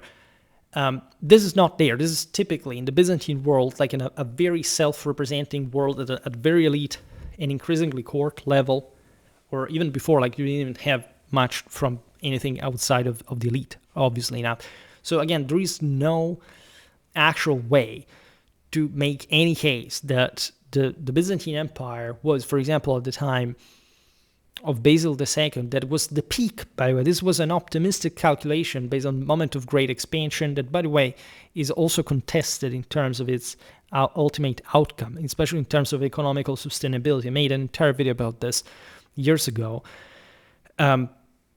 Again, everything is, if you have any idea of how the historiography in these fields work, is like extremely opinion-based. It's like just, okay, let's try to calculate it, but let's basically try to eyeball it, and we will always have a huge margin of error because we haven't basically any idea of how the system actually worked. I mean, there are illustrious Byzantinists that still write, that are literally rewriting even a bit like our entire heuristic positivity of how we could ever come to understand how or why the empire followed a certain trajectory, let alone quantitatively speaking, what was the income, etc.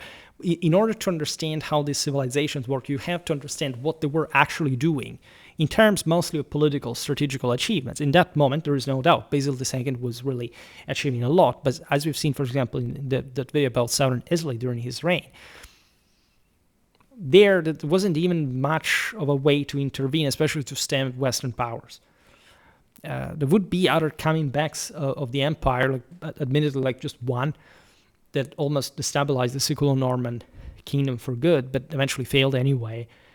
And what we realized that the West was incredibly and increasingly more aggressive, successful, thriving, whatever. And again, I don't see also this perspective you'll see now of fragmentation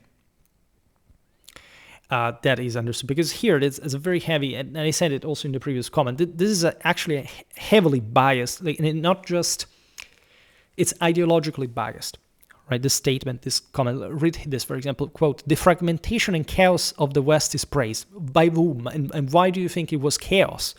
That's a very deep mistake. It's like if you said such a thing in those conferences when, for example, seigneurial build-up of, in fact, dominions was created in the high Middle Ages during the West, like if you say use chaos or anarchy, you will be skinned alive, right? If you study any of that, you realize that made perfect sense. It still happened within an actual kingdom, also pretty big ones, right? What fragmentation and chaos of what? Right? I think that, I don't know, the Byzantine frontier at large was much more fragmented and chaotic, and the continuous usurpations and rebellions and other issues that, frankly, stand out in that picture. What are you talking about in terms of chaos? Fragmentation, there are pretty well sort of regional boundaries enucleated. And especially who does praise the West for chaos? Like, this is a self-defying sort of our proposition to begin with. Like, you are already expressing a moralistic judgment that, I don't know, I wouldn't use for the Byzantines nor for anyone. I don't study polities or strategy by saying, oh my God, look at this, it's a mess, it's fragmented, it's chaotic, it makes no sense. At most, you can say that some areas that are more fragmented are also less developed, but this is definitely not the case for many cases, in particular for the West. I mean, just look at Italy, for example, and the sheer magnitudinal scale of civilization that Italian city-states achieved all by themselves, surpassing basically any other region in Europe at the time. And I don't know, what are you even talking about? Right, they're literally the richest, the most powerful, and fragmented and chaotic. Well, if you want to slam, it's a slander, basically. I don't see it as a historical objectivity. It seems to me just like we are not willing to accept it. First of all, these powers existed in a generally sort of cooperative, mostly in a Christian base, but also European base, because that's the bottom line of it, cooperative sense. And even when they fought against each other, they also had each other's back. This is typical, for example, of the universal powers. It's not like anyone ever thought to abolish the Holy Roman Empire or the Papacy, or that the Kingdom of England, the Kingdom of France at large, they claimed that they shouldn't exist as such. This is nothing to do. This was a much more messed up situation in the East by far. All right, so it doesn't seem to me, because the stability and endurance of the East, which stability and endurance? Like the Byzantine Empire lost half of its territory in the 7th century. It underwent major blows, inflicted, in fact, by neighbors, and still basically was cannibalized along the way. So I don't understand exactly what we're talking about. Stability and endurance of the East. Like the East was a stable or durable place where to ask somebody living in the Balkans when the Slavs broke through, or the Bulgarians launched their raids, or ask the Anatolians what they thought when the Sasanians, the Arabs, the Seljuks were marching in, or the Crusaders or whatever. This is not something, again, or even all the civil wars between the Byzantines. Like, this is gratuitous rhetoric. I don't take it as factual history. Maintaining stability as a political entity is praisable, but the quality of how you leave that is an entirely different story, right? So fragmentation and chaos in the West, that was one of the most actually stable places in the world, civilizationally speaking, actually the most one, if we really want to be precise, because the Byzantines were always under some threat of destruction and collapse, and it happened many times. I don't know, China was taken over by the Mongols. We had those kind of things, and uphill. The West remained fundamentally like those regional boundaries that still are the basis of our countries today. So I wouldn't think that this is a great explanation.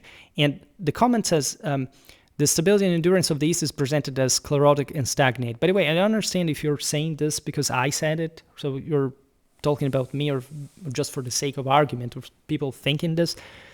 It's not as sclerotic and stagnate because it's stable and endurant. It's sclerotic and stagnate exactly because it endangered the system, rendered it weaker, and it was actually socio-culturally both sclerotic and stagnant. There is no doubt about this. He said stagnate. I don't know if it's stagnant, but I mean, this is not important now. What I mean is it's a matter of objective fact that Western society and culture from the High Middle Ages were way more dynamic and positively, outwardly expanding and developing compared to the Byzantine world, which was not, again, if you look at the Komnenian era great period, I have nothing to say about that. But the Komnenian era is also a radically destructured system. It's oligarchic, privatistic.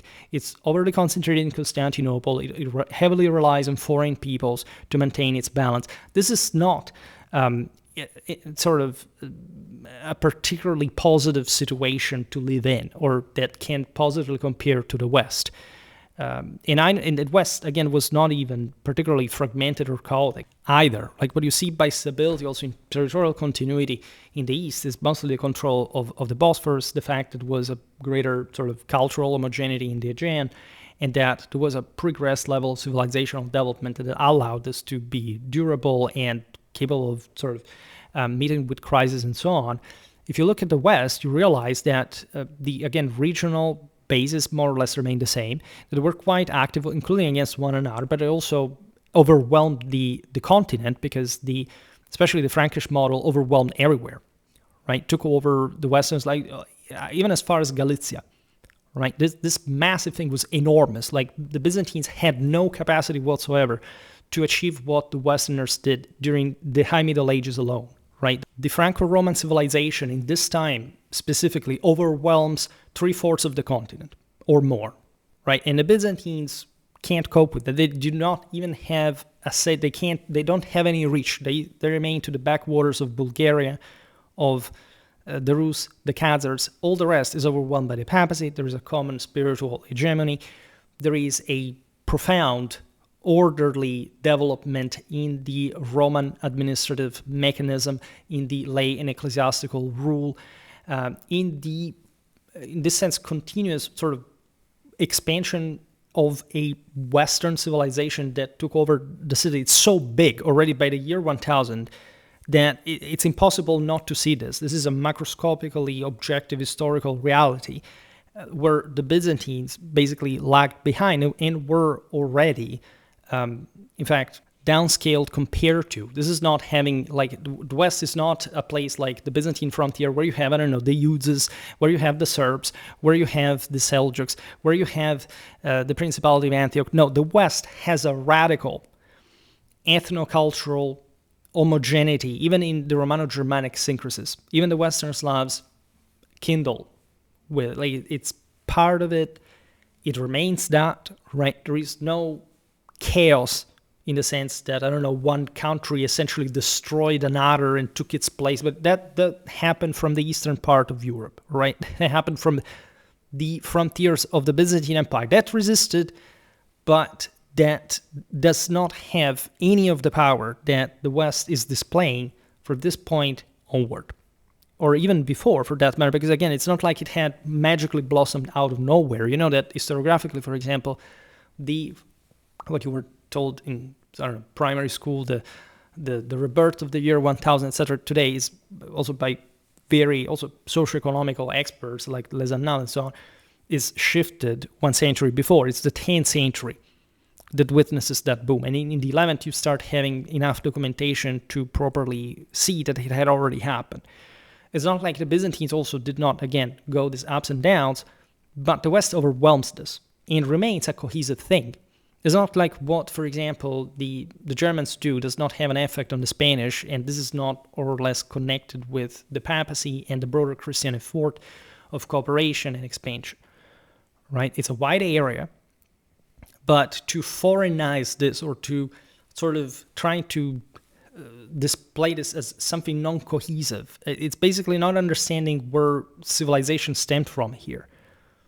The vassalic beneficiary system, monasticism, the Roman influx.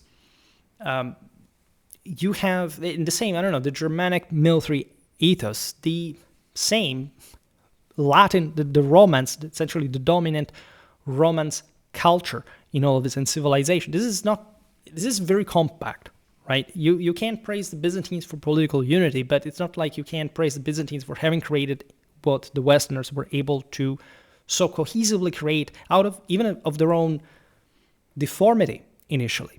And this is actually the hallmark of Europe, the power that it has, and it in this sense always had, from standing together by being different and also quarreling with one another. This is something that our cultures do not have, I think, properly the capacity of understanding, by definition. It's something that does not exist. And I would actually add to this Europe the Byzantine Empire as well, especially when we realize that it was actually was essentially a regional power that routinely sort of activated or contracted based mostly on its capacity of thalassocratic deterrence.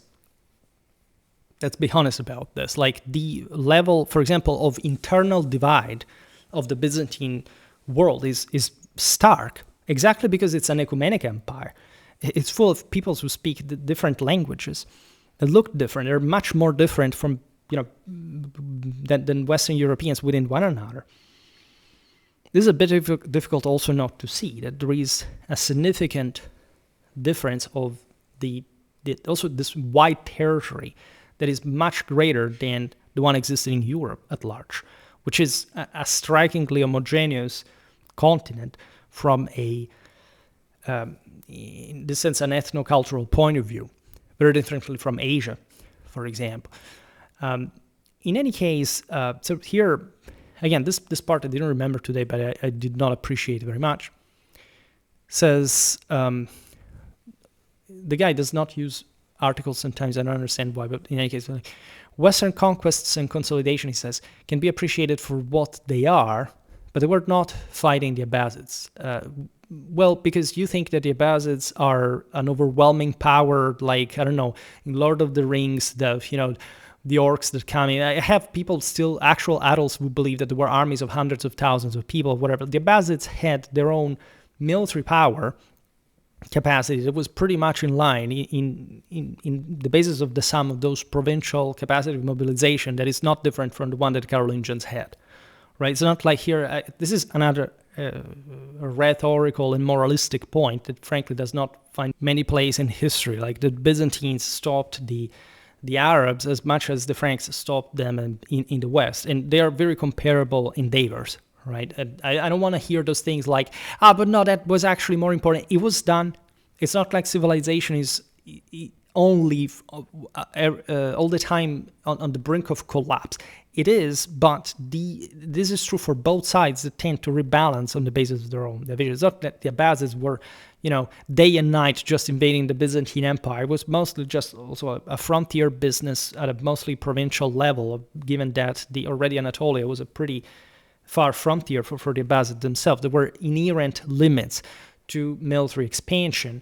And even when they were attempted towards other places, because strategic projection is definitely a thing. Like there were, Islamic expeditions also against the Khazars in the Caucasus for that matter. But again, also the civilizational yield of that is another point. The same Byzantine Empire had its own expansional limits, right? The Westerners were so cohesive in that sense that they didn't even need most time of their history to move a finger, because they had a massive deterrent capacity themselves. Try to take over the West and see what happens, right? So what kind of enemies were being fought is not much an excuse. There were many other powers that were fighting one another, and the same power displayed by Western armies also in fighting against one another seems to me pretty much in line with what was happening also, between the Byzantines and the Arabs. So it's not a point I would make by scale. These are not,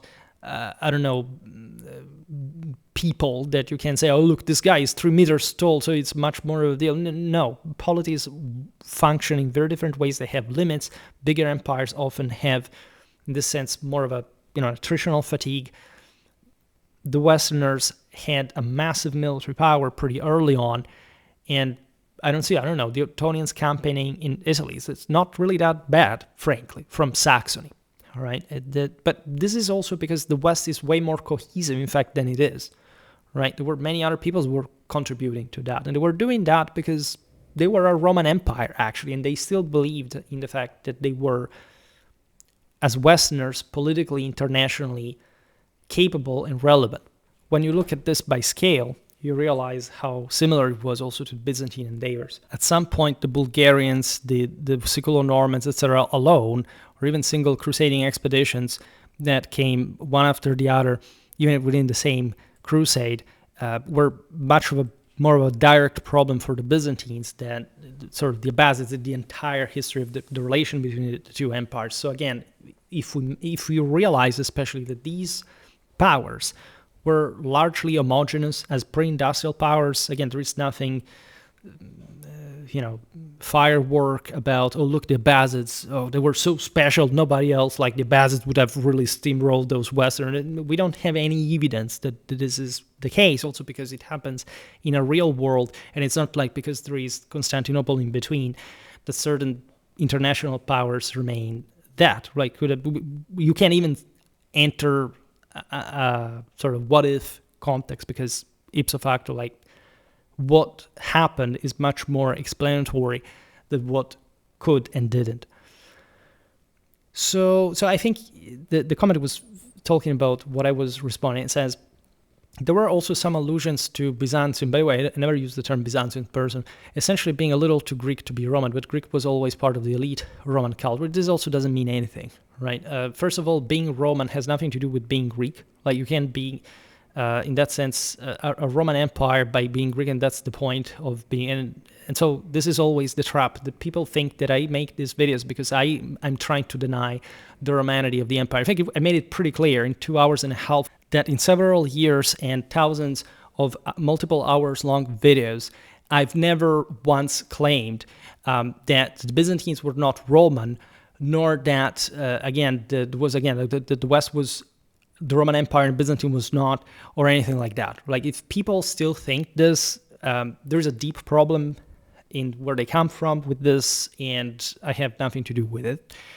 And actually, I say quite the opposite many, many, many, many, many, many times. So I doubt that people in general know my work. Again, here, no offense to who's criticizing me in this specific case. I understand that it may seem like in these debates, like one wants to push one not side from one side, but also bad or another. No, I'm not trying to do that. I'm not trying to trigger. I'm trying to trigger all the imbeciles who think this, and that's actually pretty darn funny. But I take these comments because, again, I can see how even like a reasoned thinking can easily slide towards like a perception that is not the one that I'm putting out. It's not my statement. It's not my thing. By the way, what this phrase also I disagree with is that it's not like Greek. Again, the Roman Empire was Roman because the Greek was always part of elite Roman culture. No, right? Greek was not always part of elite Roman culture. There were a time which the only Roman culture was a pretty rough, brutal Latin one. I don't know, even if a Greek may have come around every once in a while, like at that point, I don't know, you can argue that, I don't know, the Turkic culture was always, part of the Byzantine one. That's not, that would be actually much more correct to some extent, considering how many Cuman mercenaries and from these other savages from the steppes, like the Byzantines mostly based their armies on at some point in history, while the system had collapsed basically by the Komnenian era. With a very strong core of, again, Constantinopolitan force, but very different from what also the military system had been before, which is, by the way, something that did not happen in the West either. Right. Admittedly, the West, again, had not had... They actually had stuttle armies because the way to levy troops and the way a core of professionals are feeling is always there. But let's be also correct about the fact that the Byzantine Empire suffered a pretty severe series of blows, also from the internal. There's no doubt that the external contributed, but this was mostly an inherent and as a unique mechanism of its own culture. There's things shared with the West, with the Arabs. Much, as we've seen, is also somehow shared in general by medieval civilization all across Eurasia, but no. And so this thing, Greek was always part of elite Roman culture, has nothing to do with what Romanity is. Romanity is not whether you're a Saxon emperor calling yourself that or a Greek emperor doing so. It is Roman, point, right? It's the metaphysical ethnicity of the Roman people, right? That is the only gateway due to the golden age affirmed in Augustan era through which any other people can afford to become divine to begin with. Right, so I don't remember if I said these allusions he's claiming here. I think he referred to the fact that I said that culturally speaking, the West was indeed much more close to the older Roman connection. Absolutely so. I mean, I don't think it can be argued in a way. It can be argued that, of course, like if anything, it's the Greeks who got a lot of that Roman identity because they called themselves literally like that. So while it is true, again, that Romano-Italic and Hellenic Hellenistic civilization coexisted and were also deeply entwined at an elite level, it's not like the point that I was making is that being Greek in that sense does not make the Byzantines Roman. I'm saying that if we're looking, given that I will come back right now, that as you disagree with, you're arguing that the West was barbarized, so was losing Romanity. Well, I would like to stress, if we were talking Romanity, one can say that since the Greeks were important at some point in the Roman Empire, then, I don't know, you can claim that those were, as you're saying indirectly here, that they were more Roman in a cultural sense and the Westerners were not. No, the Romanity the Italic backbone of Western civilization, the spread of literacy all across Europe, the centrality of the Holy City of Rome and the evangelization and the spiritual hegemony and compass of the West is always there, straight from Rome and from a Romano-Italic basis, right? And in this sense also, the entire issue that we were discussing last time, namely the one of the papacy, recognizing a Roman emperor here and there, I think is very important. And if anything, those were the allusions.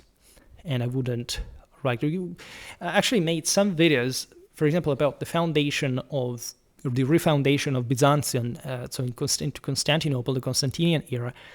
And there are very specific novel foundations that Constantine gave to that. And there is no doubt that also in late antiquity, the closest to actual elite Roman culture in a deep classical antique sense, really, is it was in Italy, right? That the Roman senators and also the ones that fundamentally maintained power in a way or another, aside from different disasters and collapses, this is particularly true in Gaul and Spain, as we were saying before, were way more cultured than anything that the Constantinian Senate had been specifically created to be. That is to say, not the Roman one, because it was too powerful, too invasive, too pervasive, and Constantinople had to be run in a much more autocratic and iron-fisted way, including over the church, which, in any case, the Byzantines, as Roman emperors, failed to do with the papacy in the Holy City of Rome, which I think, being a Roman emperor not controlling Rome, I think is a bit of a problem, isn't it? Right? And so again, these allusions are not merely anecdotal. This is the entire metaphysics of the world that we're discussing in a deeply believed historical sense at the time. And just like in the last video, I couldn't remember in which video I discussed how even certain terminologies that the Byzantines adopted at some point in history were actually a bit incoherent with this Roman. Like, it's not true that the Byzantines, as is also often memed on places like X or whatever, they do this stuff, they were a Roman point. That was their own identity. That's it, point. For 1,000 years, that's all they believed. No, it was actually a much more complex and often contradictory thing. Not much about the Romanity per se, right? Obviously, they intended themselves as such, but with titles that were, in fact, dismissing even more originary Roman ones. To stress, surely, but in that sense, from a more Greek or whatever you want to call this new, even if you want to stress the differences from the past, but in ways that were, in that sense, much more self-servient than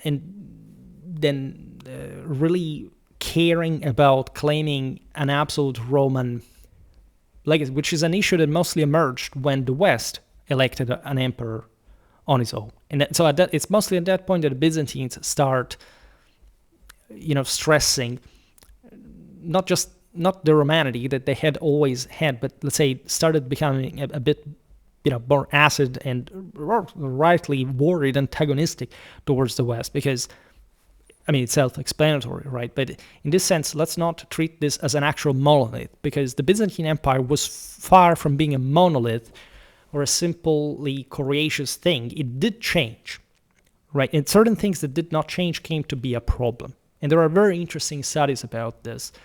For example, Emmanuel Comnenus is one of my favorite emperors, had probably largely understood that the empire could take really a leap forward by further feudalizing it at this point. And the core of the Byzantine Empire essentially refused this, or at least the elite, the establishment. Again, it's very speculative whether there was any time or capacity to achieve, some competitive level with the West at that point. But let's say it was an enormous empire still in that era. But again, there are also big cracks at some point. There are also easy shrinks. What happened in 1204 is not random. If you also invest everything on a single major capital, and you invite an army of crusaders to solve your own internal strives that your civilization is sadly famous for, the question is, you can't really complain if somebody takes over the city and the empire collapses. All right, and this is not an isolated thing, as von Clausewitz also says when he talks about war. This doesn't come by mere chance, even if things could go differently in moment or another. But this is the product of a very long history of international sort of worsening for Constantinople, for the Byzantine Empire in general. So in the end, we find this other paragraph of the same answer. It says, I can agree that the West is less shaped by Byzantium. Again, I personally never used this term, but whatever.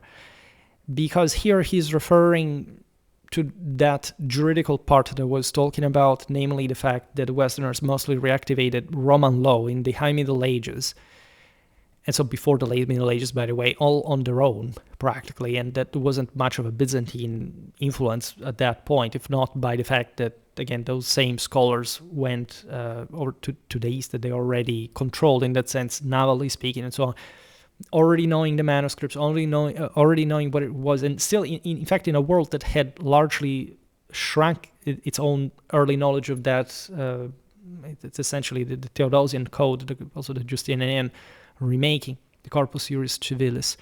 So we were talking in the other video about the fact that there is so much that is genuinely like an original Western accomplishment by scale already from this period that shows how, really, advanced the West really was. It was in strictly cultural, literary, scientific terms. This is also very important because, again, the bottom line of this is, aside from these comments, that I do see every day how history of Western Europe is practically absent from pop culture. Pop culture is obsessed about the rise and fall of the Roman Empire, the rise and fall of the Byzantine Empire, and a few other sort of, racial issues mostly. That's the end of the discourse online about any historical trace. And this is a huge problem as well, right? And the comment author says, I can agree that the West is less shaped by Byzantium, as I believe the West is largely post-Roman Germanic derivatives with features of Romanity adopted to confer legitimacy. No, this is the greatest mistake. Fundamentally, the West is the direct continuation of a Roman civilization by base. Right, in this sense, what you here try to dilute as non-Roman or something that was post-Roman Germanic derivatives. So you could easily make this rhetorical claim about the Byzantine Empire being a Greek empire as a collage of barely European ethnicities and a weird mix of strange cultural influences put together to survive in a more or less functional way. Everybody can use that. Like, why do you even believe that? I mean, seriously, it's not like the West is post-Roman. What is about the city of Rome itself that is post-Roman? You see, it mattered to them, right? Romanity is not something you can claim on the basis of statal continuity. We said it in the previous video.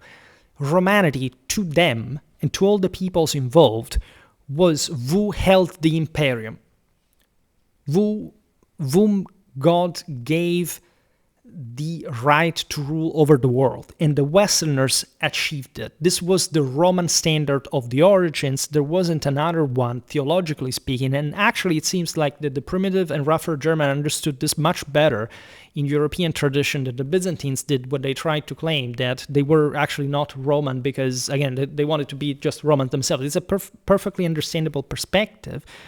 The Byzantines were in that sense right to do so. Like, to do something different would have undermined them and it would have been silly.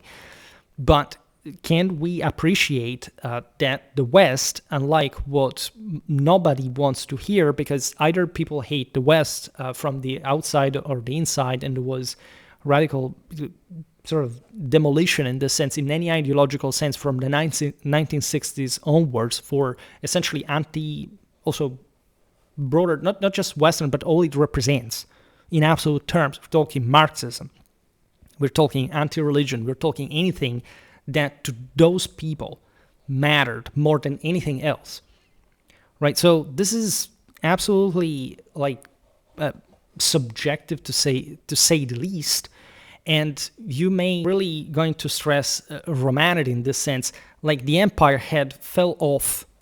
Right, what happened to the Byzantine Empire compared to the broader Roman Empire is not something that, in this sense, you could be that morally satisfied with. It was a radical collapse, a shortcoming, and it's not like, oh, look, these guys were hanging on out there. It's just, that makes them a Roman, and any other capable of rebooting civilization, even overwhelming the remnants of Byzantium, as you call it, is something that is including Rome and the Roman Catholic Church and the same areas where the Romans mostly also colonized the Europe and ruled from, etc. It came back to rule largely on the same basis. Also, civilizational continuity is, this I didn't see that. Sorry, sometimes bigger pictures are more difficult to understand. I get it, but in fact, being lost in these details, in this sort of rhetorical place just to say that you don't accept that the West has a Roman legacy. Well, Rome had an ecumenic value. The Roman people elected a Roman emperor. The Romanity of the East was maintained. Nobody had much of a beef with that. They were calling them Greeks as much as the Byzantines did not call them Romans. It's the same thing. If you look at it in a fair, objective perspective, you realize that, again, whatever the Roman Empire had originally been, if you really want to draw this boundary, as opposed to understand the metaphysical meaning of the Romanity of the Empire, also for the West, in that sense, especially for the West, in its reactivation, its ultimate success, well, again, it's your call. It's not like I'm here to convince you forcefully. That's not the point.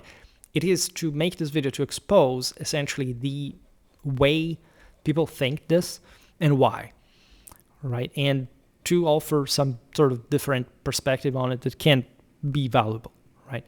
So he says, I wouldn't go so far to claim the West has zero claim to Romanity, but the original comment I was responding to said something that was just plainly false.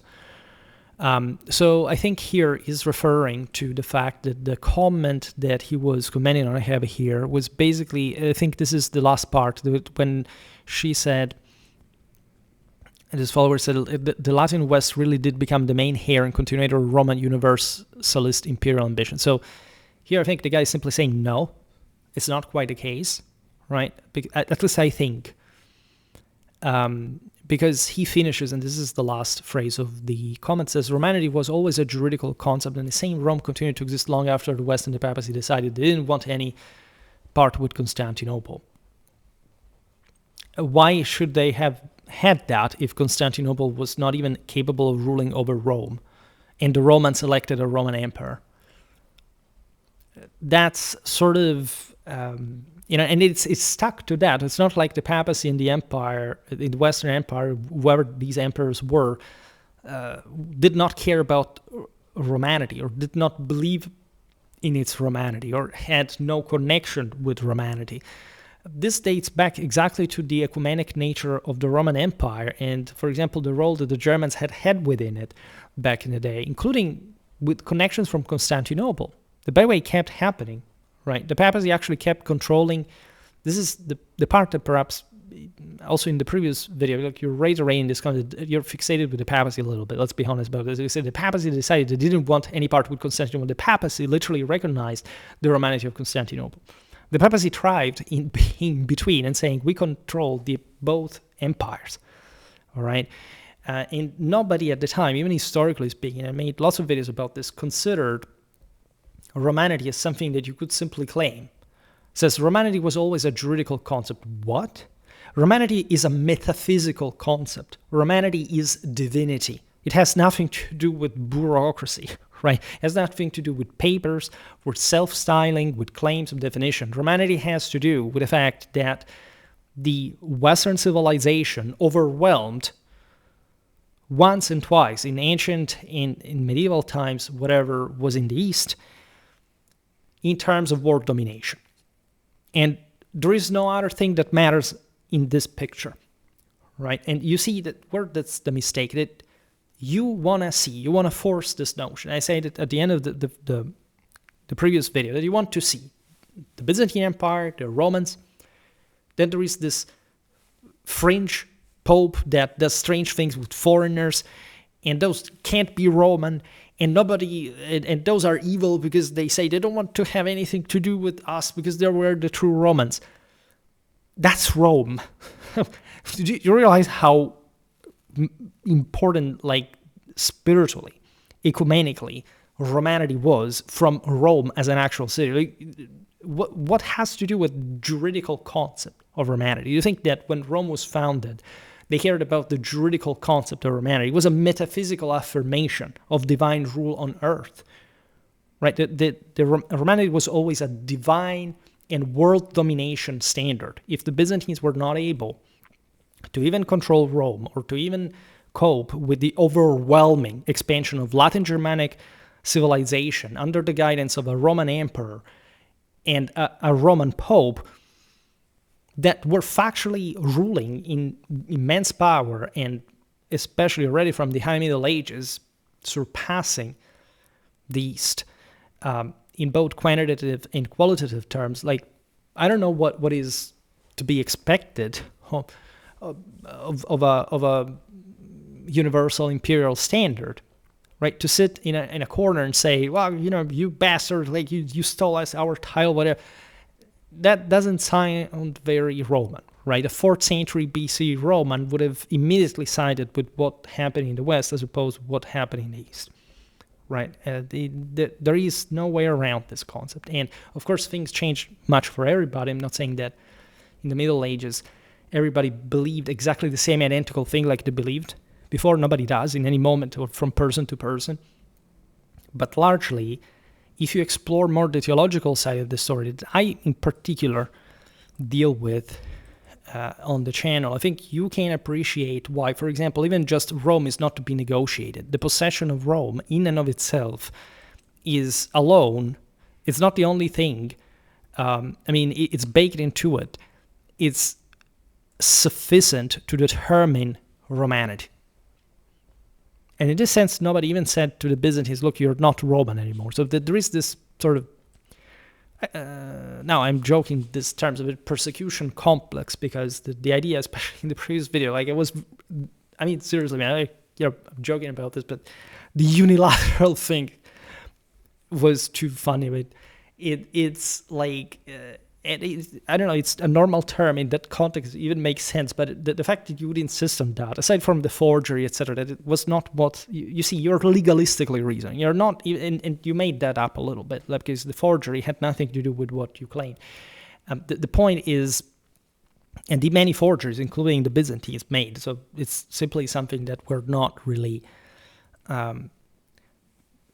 discussing here, but in the realm of metaphysics, he who rules is rule itself. And this is what Romanity is based on, right? So, again, and I will say it always in these videos, I love Byzantine history. I think they were great. They did such cool things. They were incredibly powerful. They were truly an ecumenic power for a great part of their history.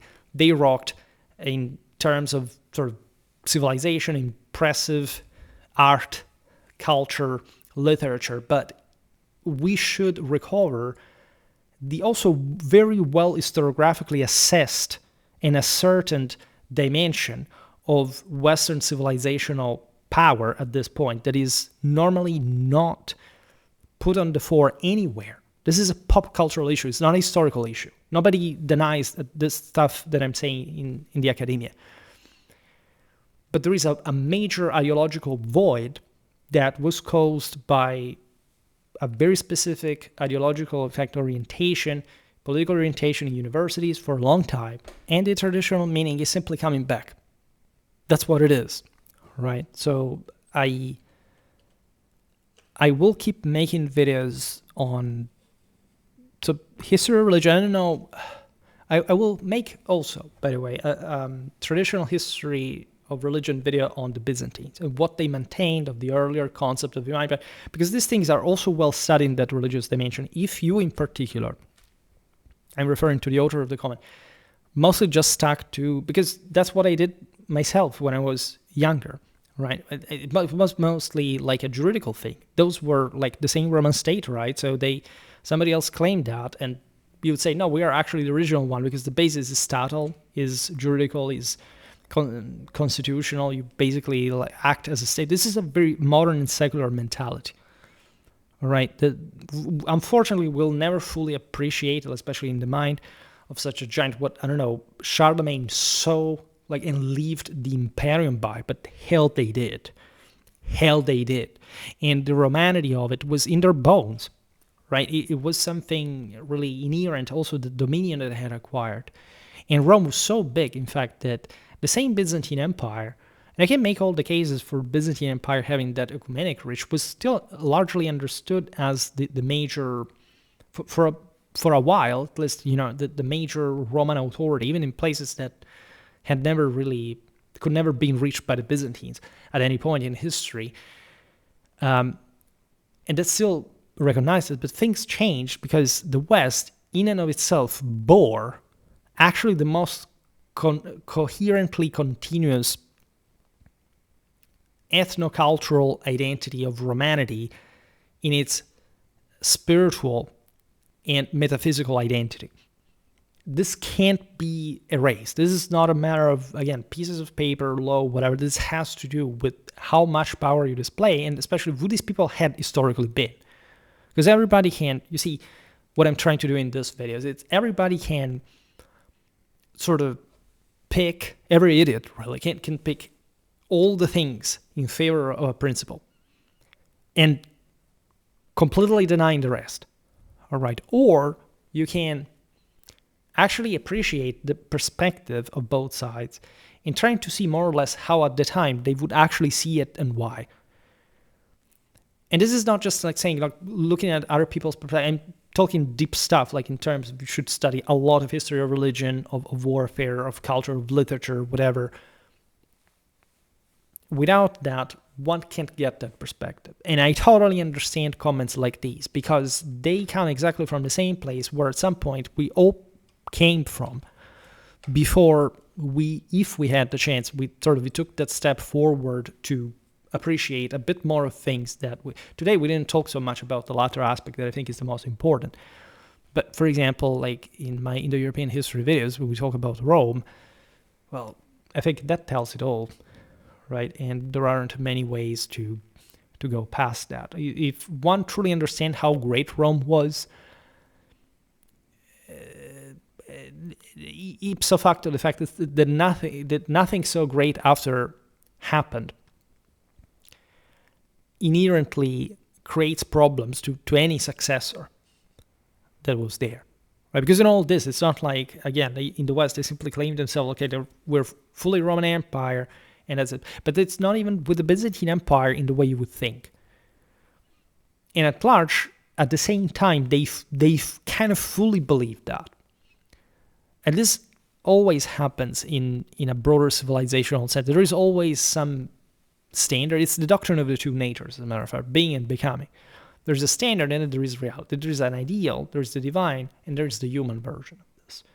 And the entire concept of Rome actually was meant to bridge this gap. So again, I understand the point, but there is more to this. So I actually really appreciate these comments, and they're always incredible. Like, these videos are the ones that make more views at the end of the day.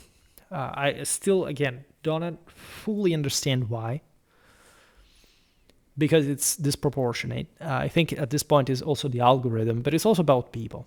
It is consistently about people as well.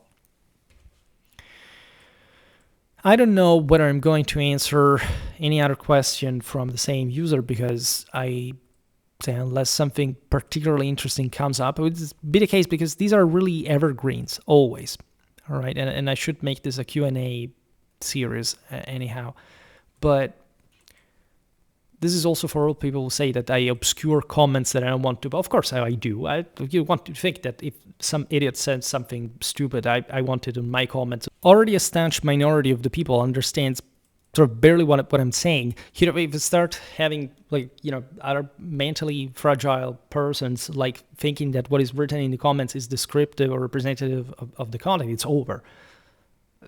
Was the imbecile that private activity maintains, like, I don't know, especially the bad faith reviews on his product, on his service, right? I know what I'm talking about here, right? So in terms of my own video, like, if somebody says something that is not said in the video, there is no way I'm going to leave it here, right? Doesn't make any sense. For example, this one, I'm, again, proving that I'm completely transparent. I'm reading the comment. I'm making 5 hours of videos on that, but I'm not going to tolerate the comment, because people have to understand the comment through my criticism, not through whatever person believes this. And that's why, again, I'm even talking about this content, because it was functionally sort of helpful for the channel to show. But of course, very few people even can dream to make it to that point. And I'm absolutely open about it. I've always been open about this. What is strange really about the internet is that how people claim things about you without even making the minimal effort of literally saying, they mean something else from what they think they mean. Like it ends up being your own shortcoming, not mine, right? So this we can appreciate this author's comment, because again, it remained also on point. He expressed he's biased, and there is no way around that. But in any case, that's exactly the point of the video, right? There is a reason why this needs to be exposed and explained, and it's perfectly what we should have. I don't know if Schwerpunkt is going to be more known for this kind of videos than for others, but ever since I can remember, this video has attracted lots of views. And I don't know whether this one is going to get as many as the last one, but I think it's totally acceptable in the bigger picture. Oh my God, so many people still watching that. Still. Well, this one will help further. But you see, this is the thing that I dislike. The video I uploaded yesterday, the piece of Vasvar, Habsburg-Ottoman relations and the 1664 Treaty's medium-term impact. I'm talking about the same bleeping things, right? You can't give me just in an hour 100 views. It's ridiculous, all right? That other video took off just like that, right? And what the hell on earth makes you think? I understand that many people don't have time, that you can't watch all my videos. That's totally, I'm sure there is all the reasons, but from my perspective, when making these videos, I'm telling the same exact identical quality stuff that I'm saying in these other videos. Like, if you're following me for that video, as you do, why shouldn't you follow me for this one? This is a problem, you see, because I have so many videos about very interesting historical topics that are interesting, not because I'm explaining them. I mean, you presumably follow me because you think that my explanation is interesting. But I mean, what I hear is that it's interesting, like the history of it, like the theme, the topic, the thing. It's fantastic. It's interesting to understand all these other things as well. It's all entwined, right? So that's why I'm making videos for. It's about the historical explanation, the popularization, the disclosure, whatever you want to call it.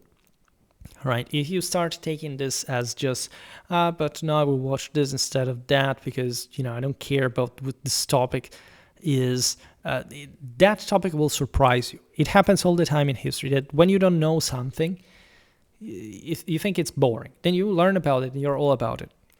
This is history all the time, all right? So again, I don't know whether I say it before any possible comment, obviously enough, as I publish the video. I'm not sure, disclaimer, I'm not sure I'm going to answer the third question, if there's going to be any follow-up. I don't know.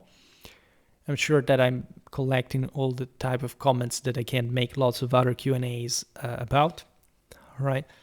But I don't want to turn the channel just into that.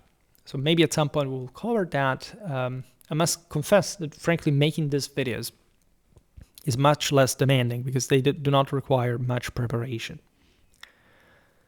And today I thought we had to talk more about sort of wages, per capita wealth, whatever. In any case, you understood that this is the bottom line. That by scale, the Byzantine world and the Western one were basically au pair. And in any case, in absolute terms, the West did surpass the East fairly early on, and you can't even in absolute terms properly say that the West at any point was that behind the East, because again, what's the East really? It's just the Balkans, Anatolia, and Levant. Yes, it's lots of people, it's very wealthy, whatever, but it's not like stretching up to India. Like, you can't look at these things and say, okay, my God, this was so much bigger. If you, again, the sheer landmass and population of the entire western half is pretty darn big, all right? And it can't be treated as some minority, non-relevant, and or simply backward or whatever. Like if you have any idea of early medieval Western literature, you will immediately understand that the myth of it's a materialistic myth. That's what they wanted. They want to tell you that there were the Dark Ages because the papacy was evil, and I'm not talking about the comment here, but literally the bottom line is this was not the age of science because people were kind of ignorant, because they were bigots and superstitious, and look, this were this other magnificent kind of Eastern Oriental powers that were so much better than the West. Don't look at the West; those were the cool ones. Again, I don't know how to say that, but it didn't end well for the latter, nor they were this paradise. Again, we didn't even talk so much about Islam, but again, massive historiographical overestimation at some point, also for strange reasons, not because it's an anti-Western thing, it's partly like just like a suggestion in the same way, but it is also really just focusing on main centers, like saying, oh, here there was nothing, then they built this city, it was big. And then like in between, like if you look at Mashrek, like how actually advanced it was, right? It was more or less of the same scale it had historically been in the past. Right? People have this strange perception of how power ratio in interaction works. Right, it's just before in the comment to think, oh look, they didn't have to stop the Abbasids. Well, there was another regional power in Umayyad Spain that frankly was not that sort of different. Of course, the Abbasids, all these powers had, different sizes, but let's say there was mostly like a regional core, and then they sprang out, and mostly they didn't control the frontier that much. And this is partially true also for the Byzantines. You want to appreciate that the Westerners, in this sense, were not some strange frontier tribal people in the mountains, that they had all their own specific abodes, and they developed in parallel and together with that uniform Latin Germanic backbone, and again, in this sense, probably massive imperial Roman legacy. But again, if you don't want to see it like that, it's fine. You will just, however, trigger 6 hours of video by Schwerpunkt, for him to get hundreds of subscribers at a time.